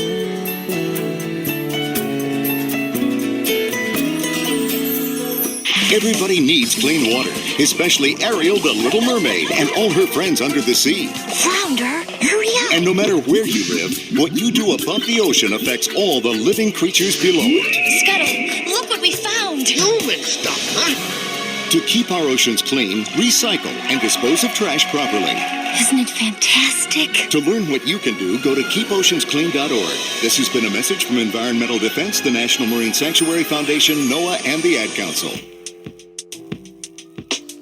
Some look up to the man of steel and others follow the lines in the web. But I look up to my real-life icon, my dad, and calling him anything less than great would be misguided. In his warm arms, I confided all of my fears. And as my time to rear others grows near, I'm reminded that women marry men just like their fathers. And I hope that's true. Anything less, might as well not even bother. A message from the National Fatherhood Initiative, the Ad Council, and this radio station. Visit fatherhood.org for more information. Have you been a dad today? Yes! You guys are great! Add her up. So, which one's yours? The one at bat. Oh, that's okay, Chris. Only my kid could strike out in T-ball. Oh, run, Chris, go! Looks like he's having some trouble running. Oh, he's wandering way off the baseline. It's like he can't see. Oh my gosh, his helmet is too big. It's as big as a bucket. You know, I must have gotten him an adult one. What was I thinking? You're out! Oh. When safety equipment doesn't fit, it's game over. That goes for your kid, too. If they're too big for a car seat, that doesn't mean they're the right size for an adult safety belt. If they're under 4'9", they need a booster seat. It raises them up so the safety belt fits properly. And the right fit makes all the difference to their future. To learn more, visit www.boosterseat.gov. A public service announcement brought to you by the U.S. Department of Transportation and the Ad Council. Want to fight childhood asthma? Then fight it with a scrub brush and a hot soapy towel. Even in the neatest and tidiest homes, if there's so much as a crumb to eat or a drop to drink, household pests like bugs and mice will do all that they can to get it. And they're more than just a nuisance for kids with asthma, because they can actually trigger an asthma attack. So, sweep up crumbs, wipe down tables, scrub dishes before they pile up in the sink, and store leftovers in plastic bags or bowls. Don't leave bugs and mice so much as one tidbit or nibble, and you can stop a childhood asthma attack before it starts. Discover other simple ways to prevent an asthma attack. Call 1-866-NO-ATTACKS or visit noattacks.org, because no child should feel like a fish out of water. A public service message brought to you by the U.S. EPA, the Ad Council, and this station.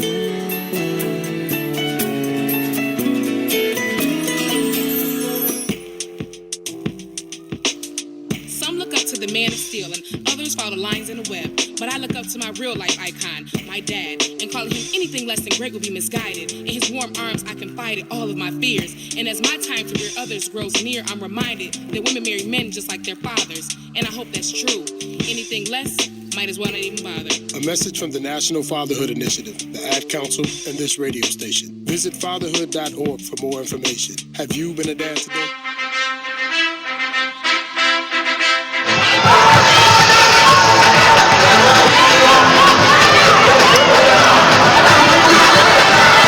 Halftime here at the Altitude Panel Center. Jeff Domick along with John Mark and Ness. Thank you all for joining us today. We are enjoying another little bit of the little girls playing right now as we see a couple of enjoying some youngins playing the basketball. You know what, that's great. That's what it's all about. You know, when we were young, we grew up loving the game and watched the game. And you see little kids doing that, I mean, they're probably having the time of their lives right now. Yeah, playing out off in front of a crowd. I mean, usually it's just family and friends. Now it's people they don't know. So. Yeah, hey, that's fun. At a big stadium, bigger than probably any small little place they're playing at. So it's great. at halftime, University of Pacific Tigers leading 44-39 over the UC Davis Aggies. And, just when you think the Tigers are going to come out to this lead, they were nipping at their heels. At 1 point. Yeah. And then all of a sudden, Davis reels them back in. And it's just like, okay, we're going to go back to another lead. That last one was 9 points or something like that. Reels them back in. Yeah. And, things that stick out to me right now, Pacific Tigers 56%, shooting 57% overall, UC Davis Aggies 46%. You think about that anywhere else, that's probably pretty good. 3-point field goals, Tigers, that's what really is right now is separating them a little bit. It's 56% compared to 33%. Aggies are 33% 4 of 12 overall, where the Tigers are 5 of 9. Free throws, really, really good. 7 of 7, 9 of 10. A lot of those have been from Chelsea Lighty too, getting those and ones. Turnovers a little bit, 11 to 10. Yeah, even. They are. We saw a lot of travels, a lot of missed opportunities on both ends. So I think that's kind of what's keeping both of the teams in are the turnovers on either side. And then of course the something that you brought up was rebounds or not rebounds, points in the paint. Yeah, that was interesting. And right now, if we got this right, it's 0. That's really interesting because UOP. I mean, we saw. UC Davis had some very tall people. They had Birch, who's 6'4", and Anderson, who's also tall. On our side, we have Mari and a couple of other people that can score. So this has been a very outside game, which is very interesting and unusual that no one's taking advantage of inside points.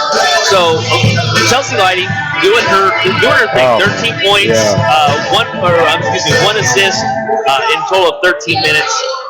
But the weird thing is, of course, we haven't really heard too much from Desire Finney. No points, 2 rebounds, an assist. She has a foul in 7 minutes of play. Yeah, I mean, it was the same thing in the UC Merced game. I feel like she did not score in that one as well. I don't really know what's going on. Obviously, you have more of the inside scoop than I do. I know her as a classmate, but I don't know what's going on. She's the leading scorer on this team in front of Gigi, and she's just not in her mode, I guess. It's really weird, and I hope that she's doing okay. I don't think there's any injury, but I do know she got nicked up. I mean, just throughout practices and stuff like that. But I mean, so is everybody else. So yeah. I don't know what really the story is, but to know that she's the preseason WCC player, I mean, I'm surprised. Is it nerves maybe? I mean, is it the fact that it's like, she got this high award, and then there's almost that pressure to outperform that. You know what I mean? Now you have the eyes on you. You have people looking at you. People know who you are. And I know for me, if I was in that position, I would be very scared. I know Desire Finney's a very reserved person compared to like Naja Queenland and Amila, who are more very vocal when they're on the court. So I don't know what it is. I mean, you could also give UC Davis some credit that they've been able to stop her and contain her and keep her at 0 points. But I don't know. I wish we could see a lot more out of her. And as we kind of get into conference play, she's going to need to step up. St. Luke's and St. Anthony. We've been praising this girl for a while now, and of course, the last couple of concerns, I'm going to bring her up, but Amila Lee. Getting the start tonight in front of Gianna Lou Summers, who I'm just hoping is just out for rest purposes, which is very possible. But hey, she's got 8 points, hit a couple threes. She's 2 of 2 from the free throw line. She's 2 of 6 overall. So you got to be a little concerned with that. 2 rebounds, 2 assists, but 3 turnovers. Yeah, she's a floor general, and I mean, part of the reason why she has those turnovers is she's doing everything. And when you're doing everything, you're probably going to get some turnovers. I mean, she's 17 points. She has the most minutes out of any other UOP player. She's stepping up big and filling in the shoes of Gigi very well.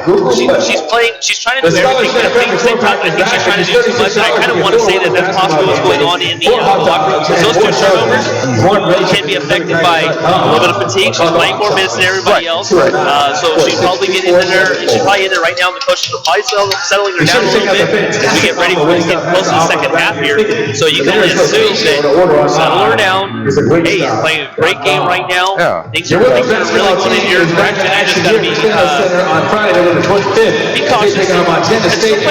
Yeah, you definitely want to consider that you have 3 turnovers. Be very cautious of that, but still be optimistic of all the work you're doing. You don't want to let that cautiousness have a negative impact on your game and affect your mentality. Ladies and gentlemen, give it up for your Pacific Tigers! Coming on the court right now.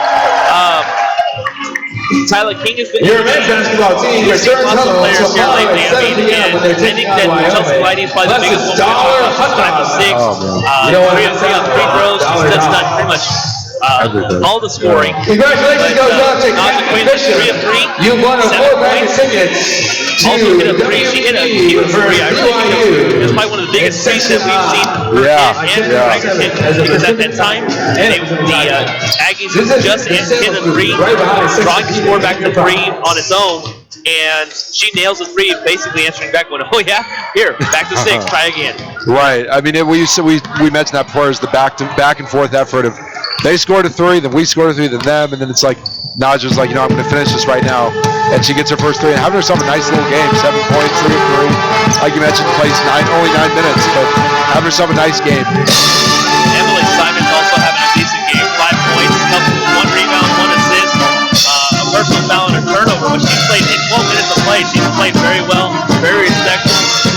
And then, of course, Moriana Clayton, 3 rebounds, has a personal foul and a turnover in 11 minutes of play as well. Jessica Blakely, gotta talk about the freshman. She hit a good 3 as well. She's 1 of 2. She's 1 of 2 in threes as well. 2 rebounds in 12 minutes of play. A lot of different players kind of stepping up in different areas where they need to. Yeah, I think people are motivated knowing that their star player Gianna Summers is not playing tonight, as we found out earlier. Breaking news. And thanks, Paul. And Blakesley, the freshman, and other people are just stepping up and really taking on that role. And that's, as a coach, that's so cool to see. I'm sure Coach Bradley's loving the effort by his freshmen and by other players. For the Aggies, you got to look at Nafik. He's got 10 points in 18 minutes. I kind of am concerned, and I'm kind of going off base here a little bit, but I'm watching it, and there's 1, 2, 3, 4, 5 players in double digits in minutes, and the Tigers have the same, but they have 4 players playing long. Yeah, that's very interesting. Just the fact that they would have more points and be playing more minutes. So that has been our halftime show as we get ready for the second half. This has been brought to you by Tuesdays with Lori from 5 p.m. to 6 p.m. She will give you everything that is going along the University of Pacific Tigers campus. So be sure to tune in for her and what she's got going on. I'm sure she always has a good guest coming on. It's a good show. You'll love it. I know you've got a show coming on. We'll definitely make sure we plug that at some point. All right. So let's go ahead and step aside. This has been your halftime show brought to you by myself, Jeff Lipnick, along with John Martinez. We'll step aside, take a break. Second half underway as when we come back. Go Tigers.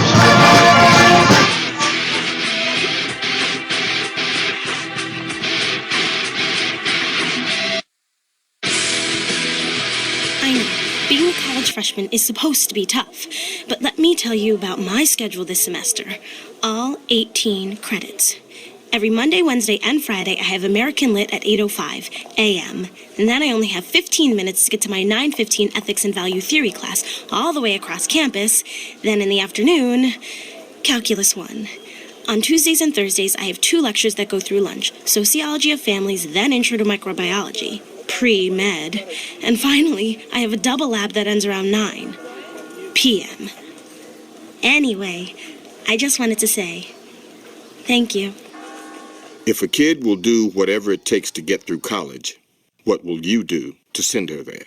Please support the United Negro College Fund and call 1-800-332-UNCF, because a mind is a terrible thing to waste. A public service brought to you by UNCF and the Ad Council.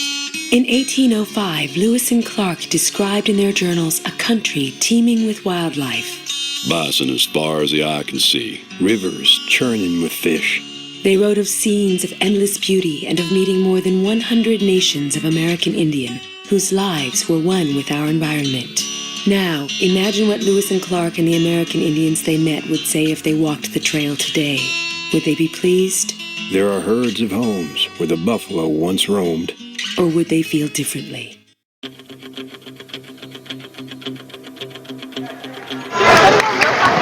We are back here at UOP Tigers basketball. Starting the second half. UOP's got the ball. Steve Coleman controlling it. Excuse me, Najee Cleveland. Pass it off to Mari inside. Back out to Mila Lee. Mila will pass it back to Najee Cleveland. Najee being guarded by Birch. Pass it back to Mila. Pass to Lighty. The forward to Pickler. And he will pick up the foul there. Chelsea Lighty with the foul. And UC Davis will take the ball. Number 13, Nafka with the ball. She takes it down, passes it over. Nafka, who loses it, but picks it up there on the center court. We'll pass it off to Eden, being guarded by Miller. Pass it back to number 4, UC Davis. Back to Eden. Eden inside number 4. 41 Tigers.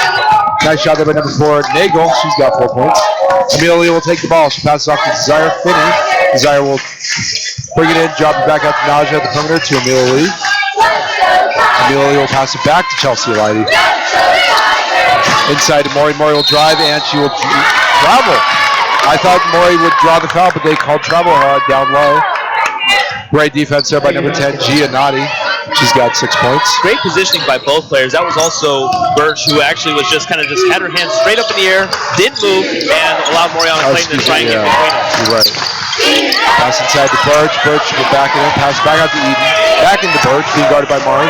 Back out to number 4. And Nagel with 3-point. We have a tie game. Aggies 44, Tigers 44. Amelia Lee has the ball alongside the perimeter. Up top. Passes off Chelsea Lighty, who almost loses it but catches it. Being guarded by number 4, Nagel. Brings it inside. And she does not get the shot. Rebound by Birch. And Eden will take it down here for the UC Davis Aggies. Play once again by the Aggies, as they just basically are keying on one of their top scorers right now, who's hot right now, that being Chelsea Lighty. Number 10 being guarded by Mari. Good score. And Aggies taking one of their first leads in the game here, 2 points. And Coach Bradley does not like what he sees, and he will take a timeout. So yeah, I mean, before we'll not step aside and take a break. Oh, we did go into a media timeout, so we will step aside and take a small break. All right, we'll be right back.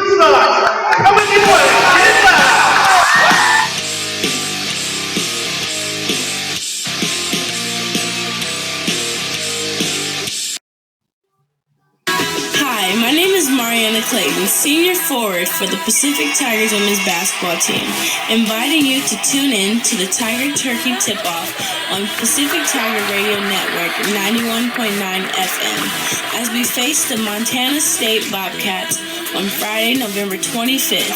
Pre-game is at 6:15 p.m. and tip-off is at 6:30 p.m. Go Tigers! Hi there, this is Sammy Hagar here for RAD, the entertainment industry's voice for road safety. Now, style's a personal thing, and your lifestyle is your business. But if you take it on the road, it becomes everybody else's business. Please, plan ahead, designate before you celebrate, because friends do not let friends drive drunk. A public service message brought to you by RAD, the National Association of Broadcasters, and the Aggies. And we are back here with Tiger basketball after a media timeout. 8:06 left in the third quarter. Aggies up by 2, 46-44. UOP will take out the ball. We got Najee Cleveland on the floor with Amelia Lee, Desire Finney, Chelsea Lighty, and Mariana Clayton. So here we go. Amelia Lee will take it down. Great man-to-man defense here by UC Davis. Passes it to the corner to Desire. Back out to Amelia. Amelia passes to Chelsea. High post offense happening inside to Desire. And Desire Finney gets her first 2 points in the game. And Dominic, I know we talked about that, and she seems to be maybe getting some confidence back here. Well, you know, and it was a great play by the Tigers to come off that timeout. Go ahead. Yeah, sorry about that. Missed by Birch. Amelia will take it down. It was a great play by on that timeout because Desire Finney, one, she needed to get into the game. Two, UC Davis was playing more of a zone, so it was a great cut by Desire Finney to get a little bit of a space in order to tie this game back up. I agree totally. Turnover there by UOP, so UC Davis will take it down. Number 13, Nafka taking it, past Eden, back to Nafka. Birch posting up inside, finds Birch, and Birch gets the open 2 there. Posted up on Mari, gets a nice little 2. Aggies go up again by 2 with 7:12 left. Amelie has the ball, passes to Desire Finney. Inside to Maury. And Mariana Clayton does the same thing that Birch just did, posting up on the taller defender and getting a nice 2. Great job by both post defenders, being able to slip underneath each other on both offensive side of the ball and able to just basically find a way to... And Birch goes down hard with a hard foul on Leidy, and let's hope she's okay. She hit her elbow pretty good. She gets up on her own power, but... So a hard foul there by Chelsea Leidy trying to guard Birch, and Birch a little slow getting up, but she looks okay. In fact, she's kind of over there messing with her hand a little bit. I bet you she hit her funny bone where everything in your arm just goes numb. And so they're actually going to review this because they're going to see if this was a flagrant. A flagrant foul, yeah.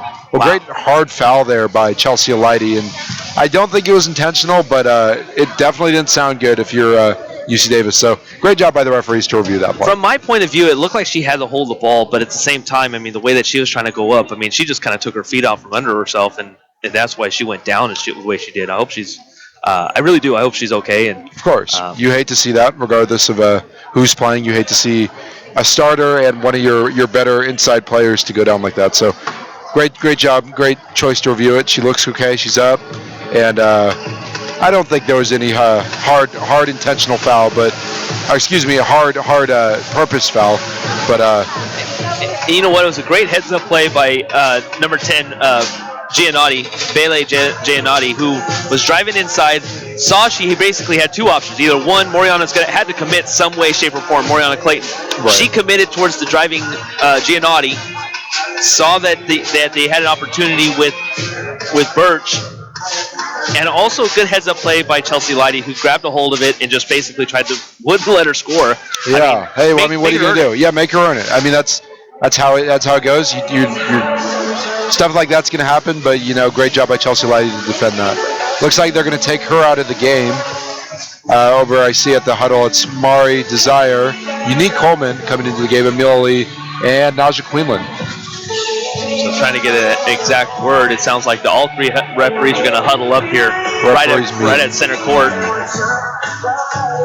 Everyone's trying to figure out what kind of happened and making sure they get the right call here. I'd be a little surprised if this is going to be a flagrant, but I mean, the way that, like I said, like you were saying, is that the way that coaches pulled out Chelsea Leidy, I kind of wonder what that may be. Maybe calming her down a little bit too, because I'm sure she was probably fired up. It may be a flagrant. I'd be surprised. I'd be surprised too. It looked like just a nice, hard, clean foul, but I mean, obviously we're not by the benches. We're not with the refs, so we don't know if how fired up Chelsea Leidy really was, but.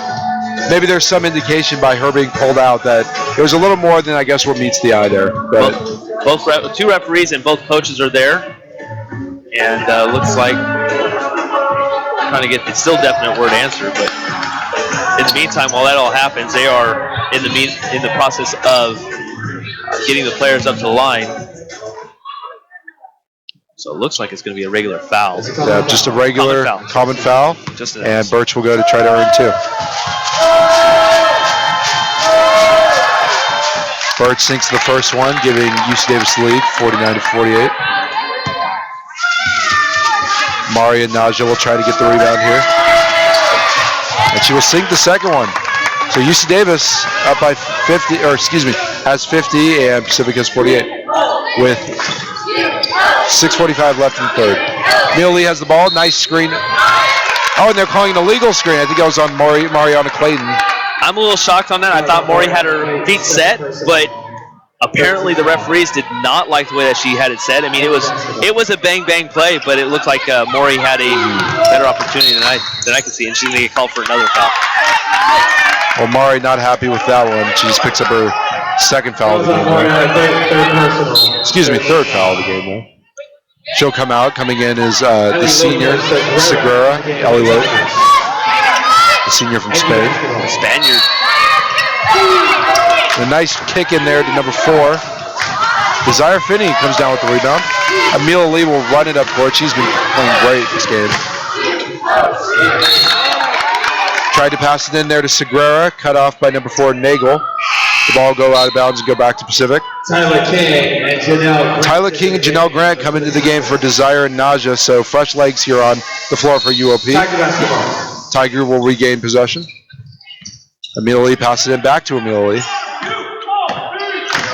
A little mismatch there between Birch and Amelia. Segura will get it, and she will drive inside to get a nice 2 on the mismatch. That was a great mismatch. Amelia Lee was actually taking on, looked like it was Birch. Yeah. And it was, so Amelia Lee saw a great play right there, by her, and was able to see a shorter defender. So number 4, Nafka has it. Passes it back out to Eden.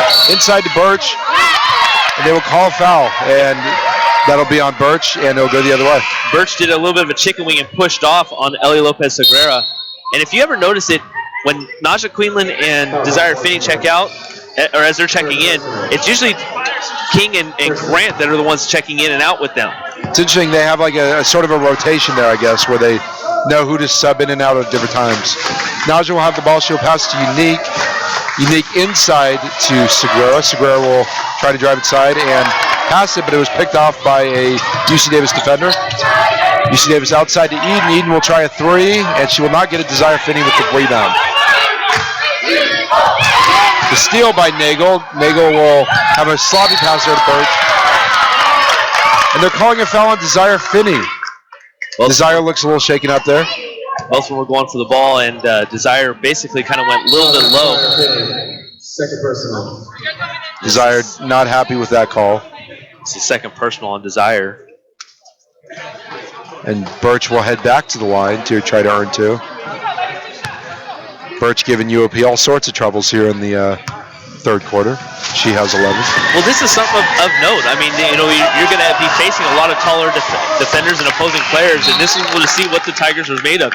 We know that they're a scrappy team. We just don't know how much have they grown since last year. Right. No, I agree totally. When you're going up against a taller defender, these are the games that will really see what you're made of. Desire Finney, great job getting that next rebound. Desire doing a lot on the defensive end of the ball. Passes it to Naja Queenland. Naja will find Desire. Desire will pass it back into Amelia. Back out to Desire. And Unique will cut. Will be stopped by Birch. And they're calling it traveling on Unique Coleman. That is the 17th turnover by Pacific. 18th. Oh my gosh. And that's 7 this quarter. Yeah. Part of the reason why UC Davis has come back here by 1 point. 4 turnovers in the last 1 minute 45 seconds. Number 2, Eden will get the ball. Drive inside. Pass it out to Nagel. Nagel will find Giada. And Giada scores the 3. And UC Davis having one of their largest leads of the game here with 54 points to Tigers 50. Unique Coleman's got the ball. Pass it out to Amelia. Amelia will look. Passes it back to Naja Queenland. Naja will get inside, and she will get the foul. UC Davis bench not happy with that play, but Naja Queenland. We're the closest to this bench, and you had 2 players that just kind of jumped up. I've been watching their reactions. It's fun to watch and be like, how do people respond to different plays? Timeout on the court. So we will take a timeout here with 4:49 left. Aggies up by 4 points. And we will be right back.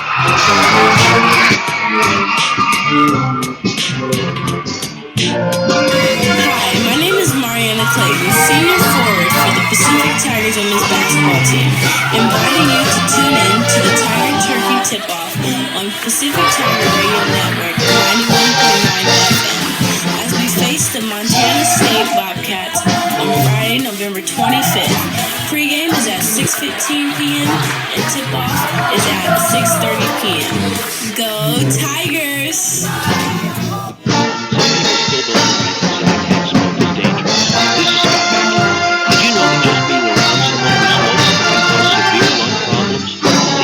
Cancer. But there is something you can do about it. Call for a free booklet from the Will Rogers Institute. It clearly explains the proven risks of secondhand smoke and ways you can avoid exposure. Toll free 1-877-957-72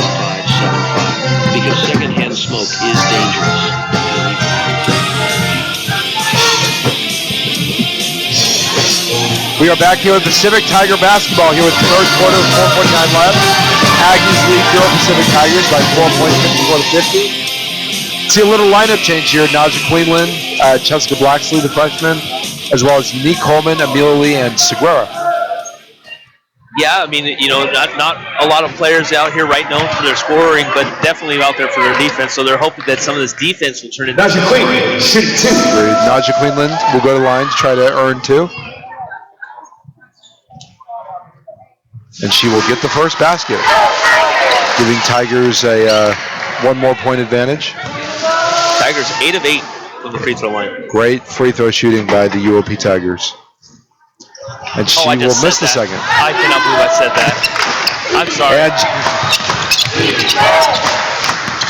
And so number 13 will have the ball. She will sloppy pass inside, but she regains it. Number 4, Nagel will get it. Pass it back out to Giada. And Giada will hit the 3. Giada, their leading scorer. She has 14. Excuse me, Giannotti. I said Giada. Jessica Blacksley has the ball, passes it to Naja Queenland. Naja Queenland will drive and pass it back out. And Amelia Lee will have the ball. Amelia Lee to Naja. Naja will go inside, and she will get the foul. Oh, who's this one going to be on? Looks like it'll be on number... Anderson? I believe it's on. Oh, no, they're going to... Yes. It is on Anderson. The foul on Anderson. Sorry, a little delay on there. And Naja Queenland will go back to the line to try to get 2 more here for your UOP Tigers. I won't say nothing ever again. She gets her first. Never again. Both teams shooting well, though. I mean, we'll kind of talk about that. It's 12-14 for the Aggies. You got to love the superstitions in sports. Yeah, I know. It's great. There she goes. Okay, now I can talk about it. All right. So 10-11 for the Tigers. So both teams. Hey, that's great. Still A+ effort there. And Nagel will run it down. She will go coast to coast inside. Pass it back out to Giannotti, their leading scorer. Giannotti will drive inside, being guarded by Neek. Back out to Nagel. It's all back and forth by them. Eden will take it out up top. Eden being guarded by Naja. And they're calling a foul on Segura. Calling a pushing foul on Ellie Segura. Beating and banging inside there between Segura, Ellie Lopez Segura, and number 33, Anderson. And referees were watching it, letting it play out, and then finally said, we're done. Yeah. Anderson will go to the line, try to get 2 here. The loud crowd by the faithful UOP pep band. She gets her first. Naja will try to get the rebound alongside Allie, and she will hit the second. So UC Davis goes up 59-53. Amelia Lee has the ball, passes out to Naja. Naja will drive inside, back out to Unique. Unique will try the 3 and will not get it. Rebound, out of bounds on UOP. So UC Davis will regain possession. Unique Coleman had a great shot there, had a wide open 3. And, I mean, I think it was a great play. Got the defense to suck inside and just basically left her wide open. Sometimes it'll go in, sometimes it won't. Oh, Unique Coleman steals the ball. She will go down. She will drive inside, passes it back out, and great move there by Unique to steal the ball, go coast to coast. But they will regain possession. Amelia Lee gets it. Pass to Unique. Back to Amelia. Nice passing of the ball around here by the Tigers. To Unique Coleman, to Naja. This zone is killing them. Yeah. And Amelia Lee will fake it and drive inside. And she will get the foul. Excuse me, she will draw the foul. The foul at number 10, Giannotti. It was a blocking foul, but this defense, the way that the Aggies are playing, is this 3-2 zone that is confusing. It is. So Naja will get the ball, pass it back to Mila, and another turnover. That is 18 turnovers by the UOP Tigers. Something that's, 19 turnovers. And they will stop them at half court. Eden will take it back, will pass it. And inside to number 4, she will post there. And she missed a rebound by Ellie. Amelia Lee will take it down. Long bullet pass to Unique. That looks like it'll be a foul. on the UC Davis defender. So Unique Coleman will go back to the line. Excuse me. Naja will go back to the line. Naja Quinlan with 10 points today. 2 rebounds, 2 assists. Unfortunately, also has 4 turnovers. And between her and Mila Lee, that's 8 total of the 19. And she will hit her first. Tigers 54, Aggies 59. Chelsea Leidy comes into the game for Unique Coleman. First time we've said her over the last few minutes after that common foul. Just trying to keep her, probably just kept her composure. Probably. We'll see if she could help rack up some points here. Second one goes in for Naja Quinlan. Another substitution. Naja Quinlan comes out for a rest, and Emily Simons will check into the game. It's number 13 for UC Davis has it, being stopped by Blakesley and Simons. Nice half-court press there by the Tigers. Number 13 calling out the plays. That is Nafka. Pass to Anderson. Anderson up top with Ellie Gardner. Inside to Nafka. And Nafka will miss. Rebound by Blakesley. Great defense there by Chelsea Leidy. Amila Lee will take the ball. Find Blakesley. Blakesley back to Amila. Bullet pass. Long pass to Chelsea Leidy. Chelsea Leidy back to Amila.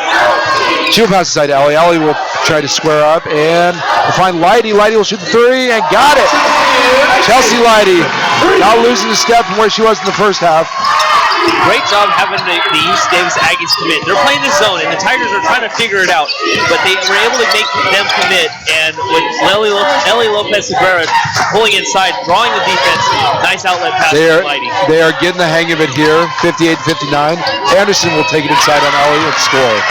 Not much you can do there, just a great basket there by the number 33 Anderson, and it's been a battle of the bigs here tonight with Birch and Anderson. Nice underhook shot. I mean, she basically just kind of went up and under. Amila Lee will take it up top. Segura posting up. Chelsea Leidy, who's been doing it all tonight. She will not hit that, but she will. And Chelsea Leidy goes down hard with a foul, and she is still on the ground. Both benches erupted on that one. She's getting up right now, but it looked like the wind kind of got knocked out from her. Another situation where her feet got taken out from her, and she just had nowhere to go. I mean, she didn't. There's no concern there, but at the same time, there is a concern of her. But there's no concern of okay, well, was it a hard foul? Was it retaliation? Right. Things like that. So, which I'm sure the refs are looking for. Yeah, I think she'll be fine. Leidy will hit her first. She's leading all scorers with 16, just doing it all tonight. And she will try to get 60 here.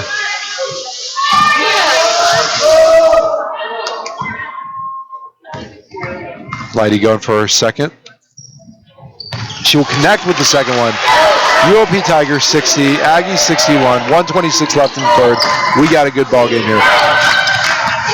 Looks like Eden, we got the two twins on the floor, both Edens for UC Davis. Knocked away, the other Eden picks it up. And guarded by Emily Simons. Passes inside Anderson, being guarded by Ellie. And she will get the hook. Battle of the bigs like we talked about earlier. Callie does not waste a step, taking it down. Being guarded by Eden, passes it to Chelsea Leidy. Outside, back to Leidy. Leidy's been doing it all. She will drive inside, and she will try to get it. Draws the foul, gets the and one. And Chelsea Leidy making herself known here at the Spano Center here in Stockton. That is 62-63. What has Chelsea Leidy not done? She's got 20 points right now. She has been completely off the hook. Well, we saw it. I mean, she was out for a lot of the third quarter, but she came back and brought the game back. And she will hit the second. We got a tie game here with less than a minute in the third quarter. Something of note here real quick is that you notice that Giannotti's not on the court. She's got 4 fouls. Yeah. Their leading scorer not on the court. That's all sorts of bad. Now you got to find out where the offense is going to come from. Well, a lot of it has been from their bigs, Anderson and Birch. Number 13 has it. She will square up, and she will hit from the perimeter. That is Navka. She's got 10. 65-63. Shot clock is off. 22 seconds left. Emily has the ball outside. Passes it to number 1. They will hold it for the last shot, it seems like. They look for Leidy. Leidy will get it. Almost went off. 9 seconds left. Leidy will drive inside, misses it, gets her rebound, puts it back up, does not get it. Rebound by UC Davis. Davis will pass it out. Nafka will go for a half court. No good. And just like that, your Tigers crawl their way back 63-65 by a 21-point performance by Chelsea Leidy. And what a game. Too great. So we'll be right back here. You're listening to Tiger Radio on 91.9.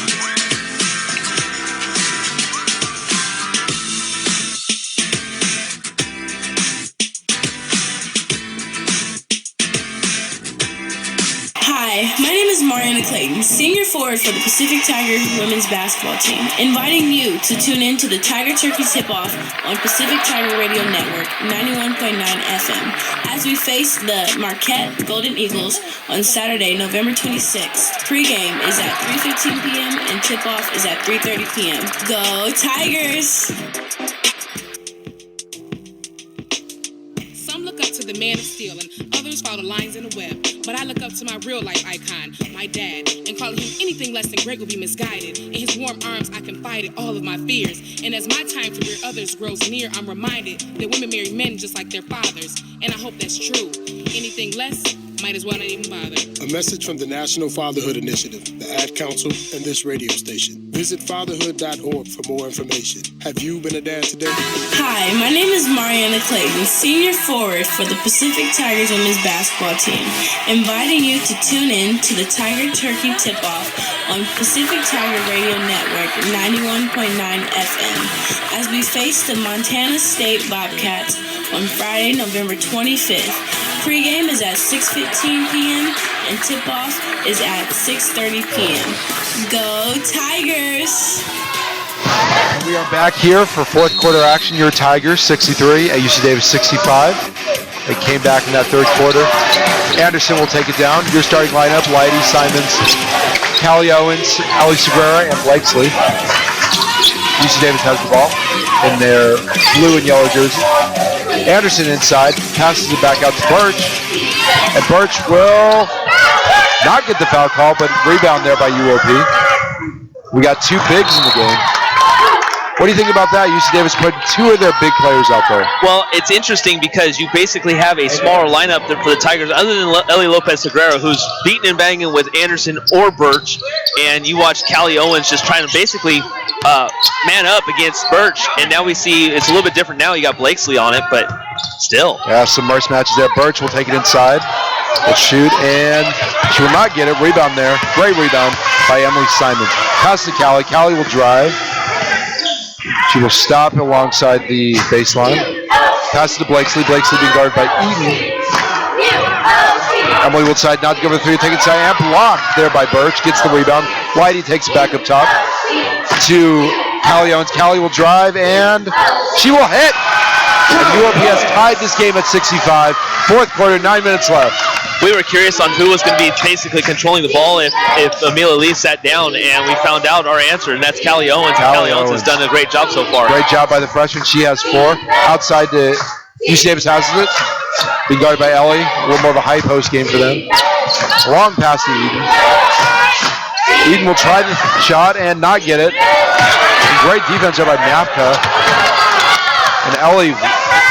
Great defense by Chelsea Leidy with the block. I mean, she did a great job with Nagel trying to get it inside, and she just swiped it away. Yeah. And Jessica Blakesley will try it inside, does not get it. Be out of bounds. And Amelia Lee will come into the game for Callie Owens. And it also looks like Nafik will also check back in as well. Nafik coming back in. She's been a good scorer. But once again, no Giannotti. No Giannotti, and that's huge. Which is very interesting. I'm sure they'll put her in here pretty soon. More fouls. Yeah. Tie game here for the Tigers. Birch outside, being guarded by Leidy. Pass to number 13, Nafka. Back to number 4, and she will hit the clutch shot, 68-65. That was Nafka with the 3, 7:47 left. Amelia Lee, like we said, back in the game. Back to Emily Simons. Emily Simons will take it to Chelsea Leidy. Leidy looking to go again, and she will shoot it and hits. Chelsea Leidy with 23 points here for the UOP Tigers. And UC Davis does not like what they see, and they will take a timeout. So we will be right back here. You're listening to Tiger Radio Network.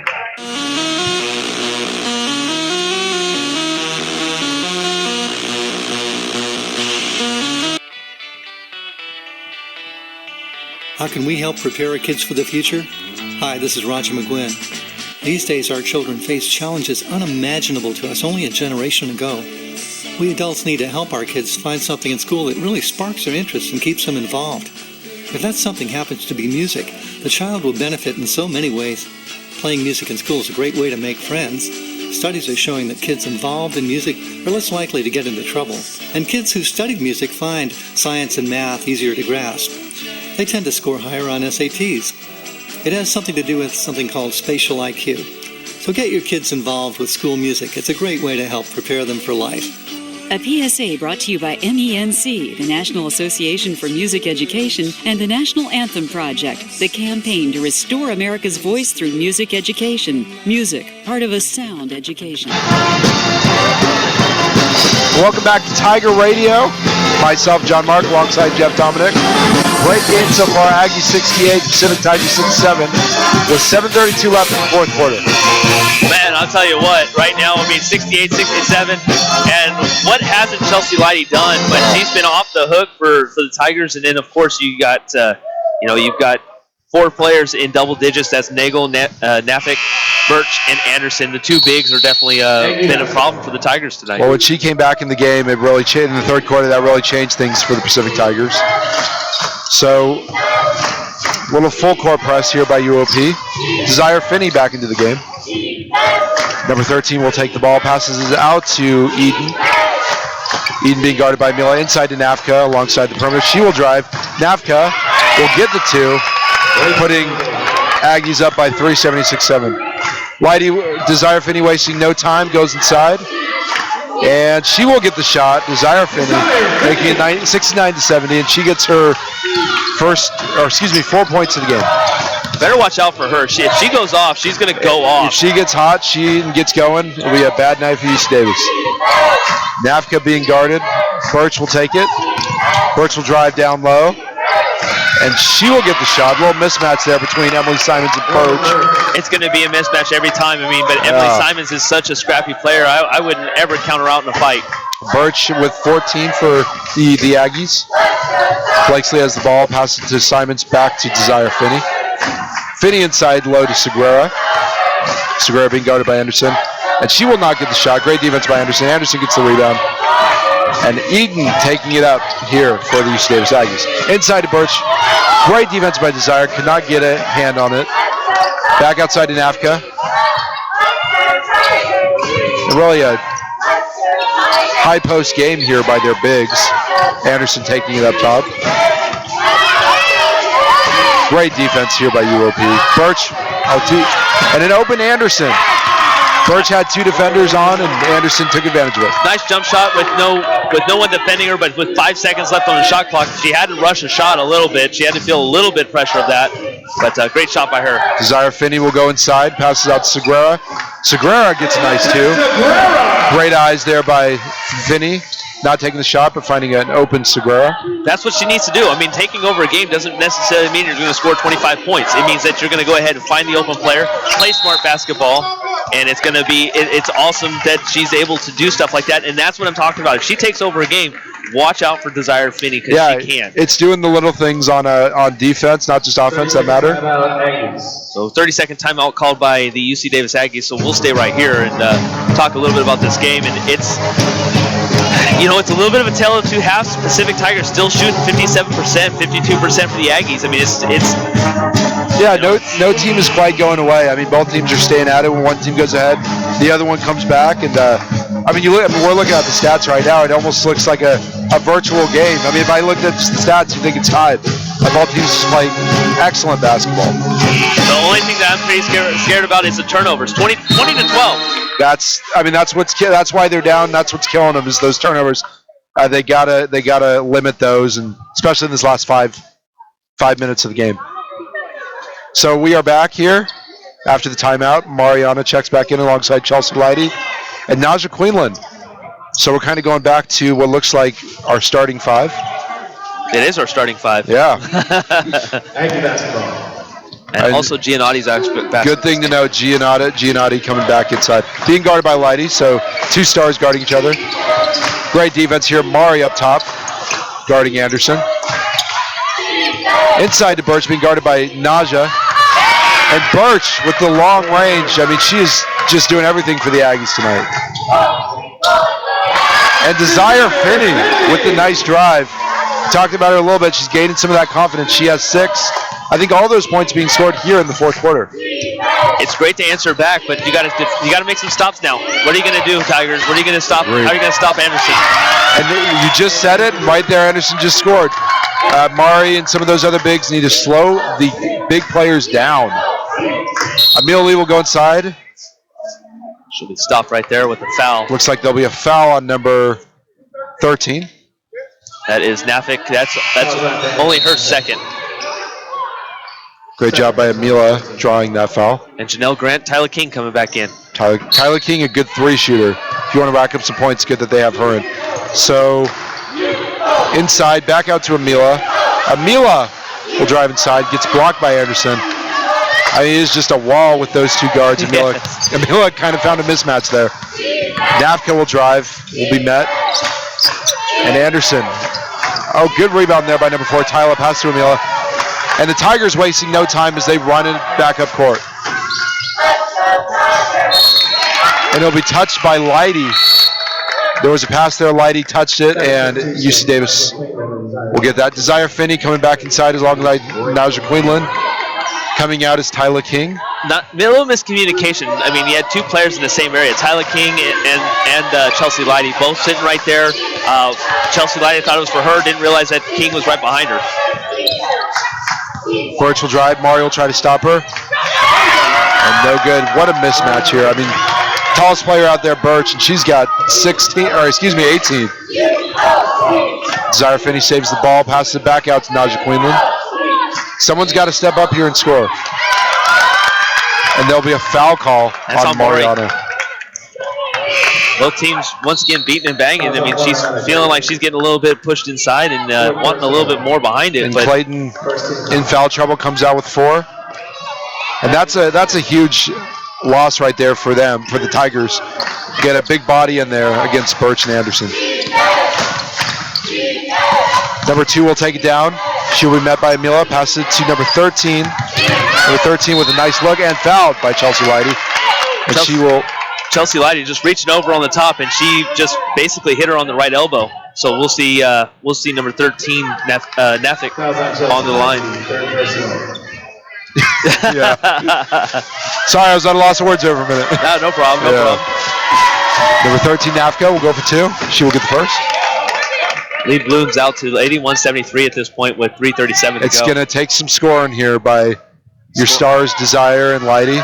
Scoring and some defense. And some defense. I mean, this just shows you how much they miss Gianna in this lineup. Well, there's that, and it also shows you the size deficiency right now. I mean, it's not that it's a bad thing because it can be in your favor, but at the same time, this is that problem right now. That the Tigers just show that they're great. I mean, they're a great team, but that size is hurting. Leidy with the ball. She's guarded, and inside to Emily. Back out to Emil. Emil will try a 3, cannot hit. And the rebound by the Aggies, 82-73. Amila Lee with the steal. Pass to Desire. Desire gets a nice 2, 75-82. What a shot by Desire Finney. What a steal by Amila Lee. What anticipation by her. She basically saw there's going to be a foul called on Chelsea does a little cartwheel there going down hard, but comes back up with. She's taken some serious bumps tonight. She has, and I'm sure some stuff hasn't been going her way, some has, but she's been taking a beating. And basically what I was saying was Amila Lee basically saw the wide open opportunity for an interception, and she took it. She was like a cornerback, reading a quarterback, kind of thing. Yeah. Number 2, Eden has the ball. Passes it back to number 10, Giannotti. And that'll be a foul. Yeah, that's going to be on number 22, Birch, and she's going to be hit with her 4th personal. So this is going to be a little interesting. But once again, beating and banging on the inside, and it's just a couple of Aggies in foul trouble here, so they got to be careful there. Amelia would take it. Chelsea Lighty has it.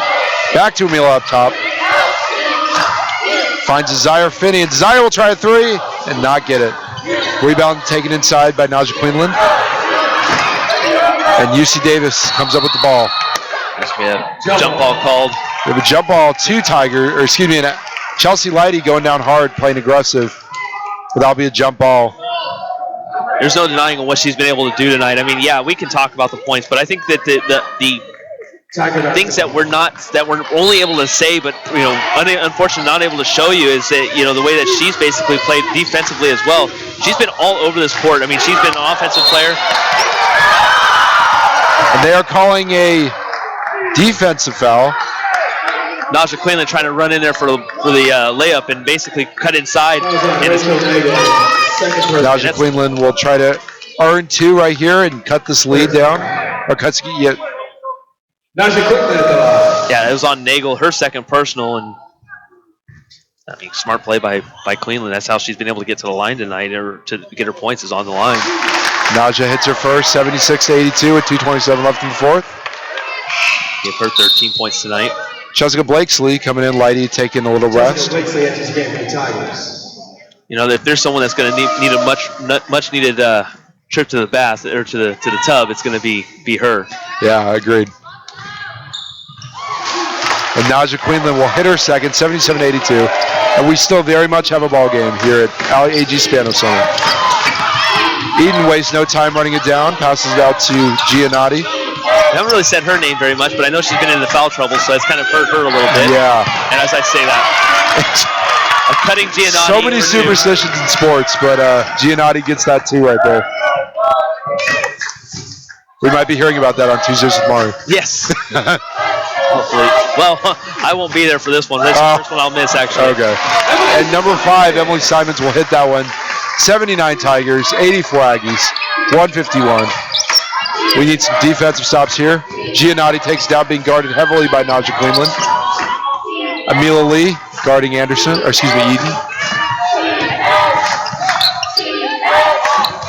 And Amila Lee will seal the ball, but couldn't get a hold of it. There's a stoppage in the play. What's going on? Referee's talking about something. Gives him a thumbs up. Everyone seems a little confused on that one. UC Davis will get the ball. Looks like they were resetting the play, but I think they may have saw something that they didn't like. I don't know if there was something on the court. There wasn't. He didn't really appear anything. Everyone was looking around, not knowing really what was going on. And a foul there. I think that was on Desire Finney. Actually, I think that may be on Amila Lee. She came from the backside. Oh, you're right, Amila Lee. I was looking up front. And number 4, Nagel, will go to the line. She has 14. She will miss her first. That makes it interesting. Too much the joy of the fans here. And she will hit her second, 85-79. 1 minute, 1:30 left. Amila will let the ball go on a little bit, and she will pick it up. And Blakesley misses a 3. Rebound taken by Birch, who's been doing it all on both ends of the floor for the UC Davis Aggies. And a cutting Birch takes it inside. She, with 4 fouls but 20 points, leads UC Davis in scoring. Desire Finney puts up a 3, does not hit it. Rebound taken by the Aggies with a minute left, and it looks like they will close this one out. Well, if you looked at it, they were basically allowing one shot, and that's it for the Tigers. And Naja would look like an intentional foul. Picks her back up. That was a little interesting there. Gave her a little chicken wing to the body. Yeah. And I think she kind of wanted to do it because she was trying to keep this, make him earn it from the line. You don't want to. I mean, she's still in this game. I mean, we talked about the tenacity of Naja. And there's no denying that she's going to go over there and make you earn every point that you've got. And she is. Nope, she's not getting pulled out. I thought Callie Owens is going to go ahead and check in for Desire. For Desire Finney. And Birch with 20 points tonight. And 4 fouls, but I mean, with 20 points, she's doing it. I mean, she has been the mismatch for this team with 50.2 left. 10-point game. Amelia Lee will take it down. The Tigers will just try to cut into this lead. 3, and that will be an air ball. Nice job by Blakesley beating it there. And there will be a timeout call. It's like it's going to be a 30-second timeout. 30-second timeout. We'll keep it right here, and with 42.7 seconds left to go. It is going to be a full timeout. That don't matter. We'll stay right here. But I'm making the call. Jeff runs this. No, I don't. But right now, I'll hear about it later. Yeah. But anyways, that's what I was saying is that UC Davis has been able to allows one shot, and then they're rebounding, and they're going down the other way. Yeah, I mean, it's hard to stop those transition points. The turnovers have been bad for this team, and I mean, really, what are you going to do? They don't have Summers, and everyone's trying to do all they can, but it's just not paying off for them. 23 turnovers, and off those 23 turnovers, 30 Aggie points. Yeah. I mean, that's just that's what loses you basketball games. It is, and they stuck with it, but UC Davis pulled it out. Offer the credit of a lot of what you just said, points off turnovers. And something I've said for a very long time is that the keys to victory, you always have to have about 3 to 4 players that are in double digits. Oh, sure. And Aggies have 5. Yeah. Tigers have 2. Right. So it's just, and you may be able to get one more in Desire Finney if she was to come back in this game. Doesn't look like she will. She will probably still, I mean, okay, so maybe you'll get Amina Lee, but it's still, the fact of the matter is that you're not having enough right Consistent now. Scoring. That right. The bigs were just, I think once again, the bigs were just so much for the Tigers. So dominant. And they were able to play with them for a very long time, but at the same time, now it's like, okay, well, it just became too much. It was too much. As we see number 13 here, Nafka go to the line. She has 14. And she will hit her first, giving Aggies 90. Euro Pacific Tigers 81. 41 seconds left here in the fourth. She will try to get one more. And just a reminder, stick around for the post-game wrap-up as we'll have a couple players, or a player on, as well as Coach Bradley Davis to talk about this game and more. Amelia Lee will try a 3, and she will hit it. 84-91. Amelia Lee not giving up her spirits. She's got 11. I mean, she's 3 of 9. She's not had the best of shooting night. But overall, I think she's played very, very well, considering what she's had put in front of her. You're right. And she had to really take over this game. She was one of the longer players to be in there with 34 minutes, and a lot to put on a sophomore. Absolutely. Aggies, that's Nagel, 92 for the Aggies, 84 for the Tigers. She will miss her second. Rebound by Emily Simons. And Amelia Lee will take it down. Wasting no time. Passes out to Naja. They get a 3, and that goes. 87-92. Don't go nowhere. We still got a game. Anything can happen. We've seen crazy stuff happen before, so. We've seen Reggie Miller hit 8 points in 3 seconds, or 9 seconds, whatever it was. But anyways. Oh, man. It can happen. It can happen. So number 2, Eden, one of 2 twins, goes to the line. She will hit her first, 93-87. 21 seconds left here in the fourth. The youngest of the twins. By 1 minute. By 1 minute. And she will hit her second. You got to love the energy by Tigers, wasting no time, not giving up. Amelia Lee finds Naja Quinlan. Quinlan will drive, will miss the shot. Birch with the rebound, of course. And that will pretty much all but seal it. I mean, at this point, I mean, there were. It's still. 11.1 seconds. It sounds like Birch, who's okay. Should I do it now? Birch who's been pretty much phenomenal at the line. She's 6 of 8 for one of the bigs. That's awesome. I mean, I think she was a 75% shooter anyway. So she's right around her mark. She's at her mark. I don't think UOP was expecting the height disadvantage by Birch as she hits or misses her first. Okay, so I did it. Yeah. I did it. I did it for the bad, and I did it for the good. Exactly. And Birch will hit her second, 95-87. We'll see the youngest. The youngest of the Edens. By 1 minute. The lefty. We see Birch, the star for Davis, coming out. 8 seconds left. Amelia Lee will take it down. She'll try a shot, does not get it. And that pretty much seals this one. Your UC Davis Aggies 95, your Pacific Tigers 87. Just a disappointing loss here at the AG Spano Center. I still, you know what, we can say that. We're going to go over into our post game here in a moment, but I think that we can still sit there and say that the Pacific Tigers have a lot of good things to build off here. And they do. I mean, you know, we talked about the way the offense plays, so let's go ahead and take a small break. When we come back, it's time for your post game wrap up. Once again, the final score as we get ready for the post-game wrap-up. UC Davis Aggies 95, University of Pacific Tigers 87.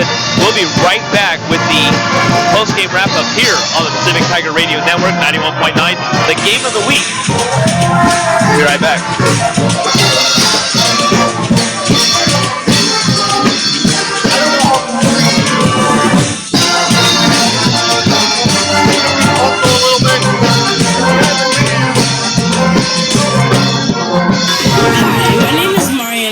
Senior forward for the Pacific Tigers women's basketball team, inviting you to tune in to the Tiger Turkey Tip-Off on Pacific Tiger Radio Network 91.9 FM as we face the Montana State Bobcats on Friday, November 25th. Pre-game is at 6:15 p.m. and tip-off is at 6:30 p.m. Go Tigers!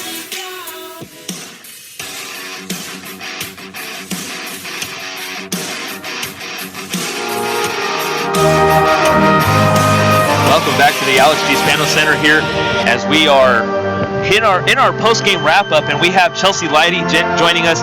Chelsea, you know, it was a tough loss for you tonight, but at the same time, you were pretty much all over this court, and we can go ahead and talk about a little bit about your points. You know, 23 points, but you also were all over this court defensively too. I mean, take us through the night tonight. My stats didn't really matter because we didn't come up with the win. I thought we had some defensive lapses in the second half. We got to pick up on that, and I don't know all the stats, but I'm pretty sure we didn't execute our game plan. Well, there were a lot of turnovers, but at the same time, I also want to kind of talk to you about you took a lot of bumps tonight, and I mean, there was one at the far end of the court that we saw that you hit the deck pretty hard. I mean, how are you feeling after something like that? That was pretty rough against a pretty tall UC Davis Aggies team. Yeah, I don't really feel anything right now, but in the morning I'll probably feel like I got hit by a truck. What are the Tigers? You start to enter a tournament now, coming up after Thanksgiving weekend, and what do the Tigers have to do to kind of rebound off this? I mean, I always say that a good team's going to be able to rebound off of a loss like this, and this was a tough loss, but at the same time, I think you learned a lot off this one. Oh, definitely. We got to be more focused in the second half. We just got to bounce back, not worry about this game too much. This loss only lasts until tomorrow morning until we're ready to play again. So, and then of course you have the talk about Amelia Lee's performance. I know we saw no Gianna Ulu Summers tonight. Amelia Lee played pretty well for the most part. I mean, there were a couple costly turnovers, but for the most part, for a sophomore to be able to do what she did, she had to play pretty well for you. She had this opportunity last season. Same thing. Gianna went out and Lee had to step up, and she did. She got Player of the Week twice, I think, and I think she's going to do it again. Not to be discriminative or anything like that, but you remember when Jeremy Lin was on the Knicks and he was Lin Sanity? Absolutely. We're about to have Lee Sanity. I love it. Well, Chelsea, have a great night, and I'm going to be looking forward to you on this weekend. You've been hot lately, and I can't wait to see you back on the court on Friday. Yep, can't wait to be back there. Have a great Thanksgiving, and take care, okay? You too. All right. So that was Chelsea Leidy. Once again, 23 plus points, plus she had a couple rebounds, a couple assists, and 1 rebound, 2 assists, and 4 turnovers for her night tonight. But overall, once again, we talked about this before, is that we can't really just talk about what else she's done, but she has had, on and off the court, she's been all over the place.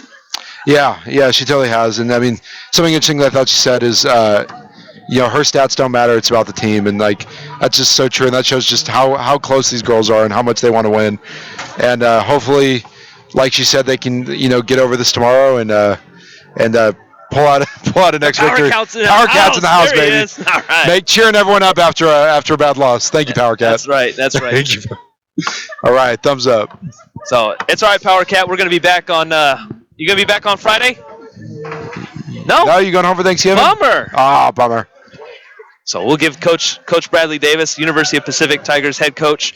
Coach, it was kind of a difficult loss, but what are these bigs in the middle for UC Davis really took over? And what did you see that was really the big difference in the second half? Their bigs did take over. They did a good job going inside. They can shoot the ball so well that sometimes it makes us isolate them in the post, and they took advantage of it. We knew Birch was pretty good. Marley Anderson came off the bench and did a good job for them. You got to give her credit on that, but we've got to defend better than we did tonight. We just have to, and we can't give them easy looks with our turnovers.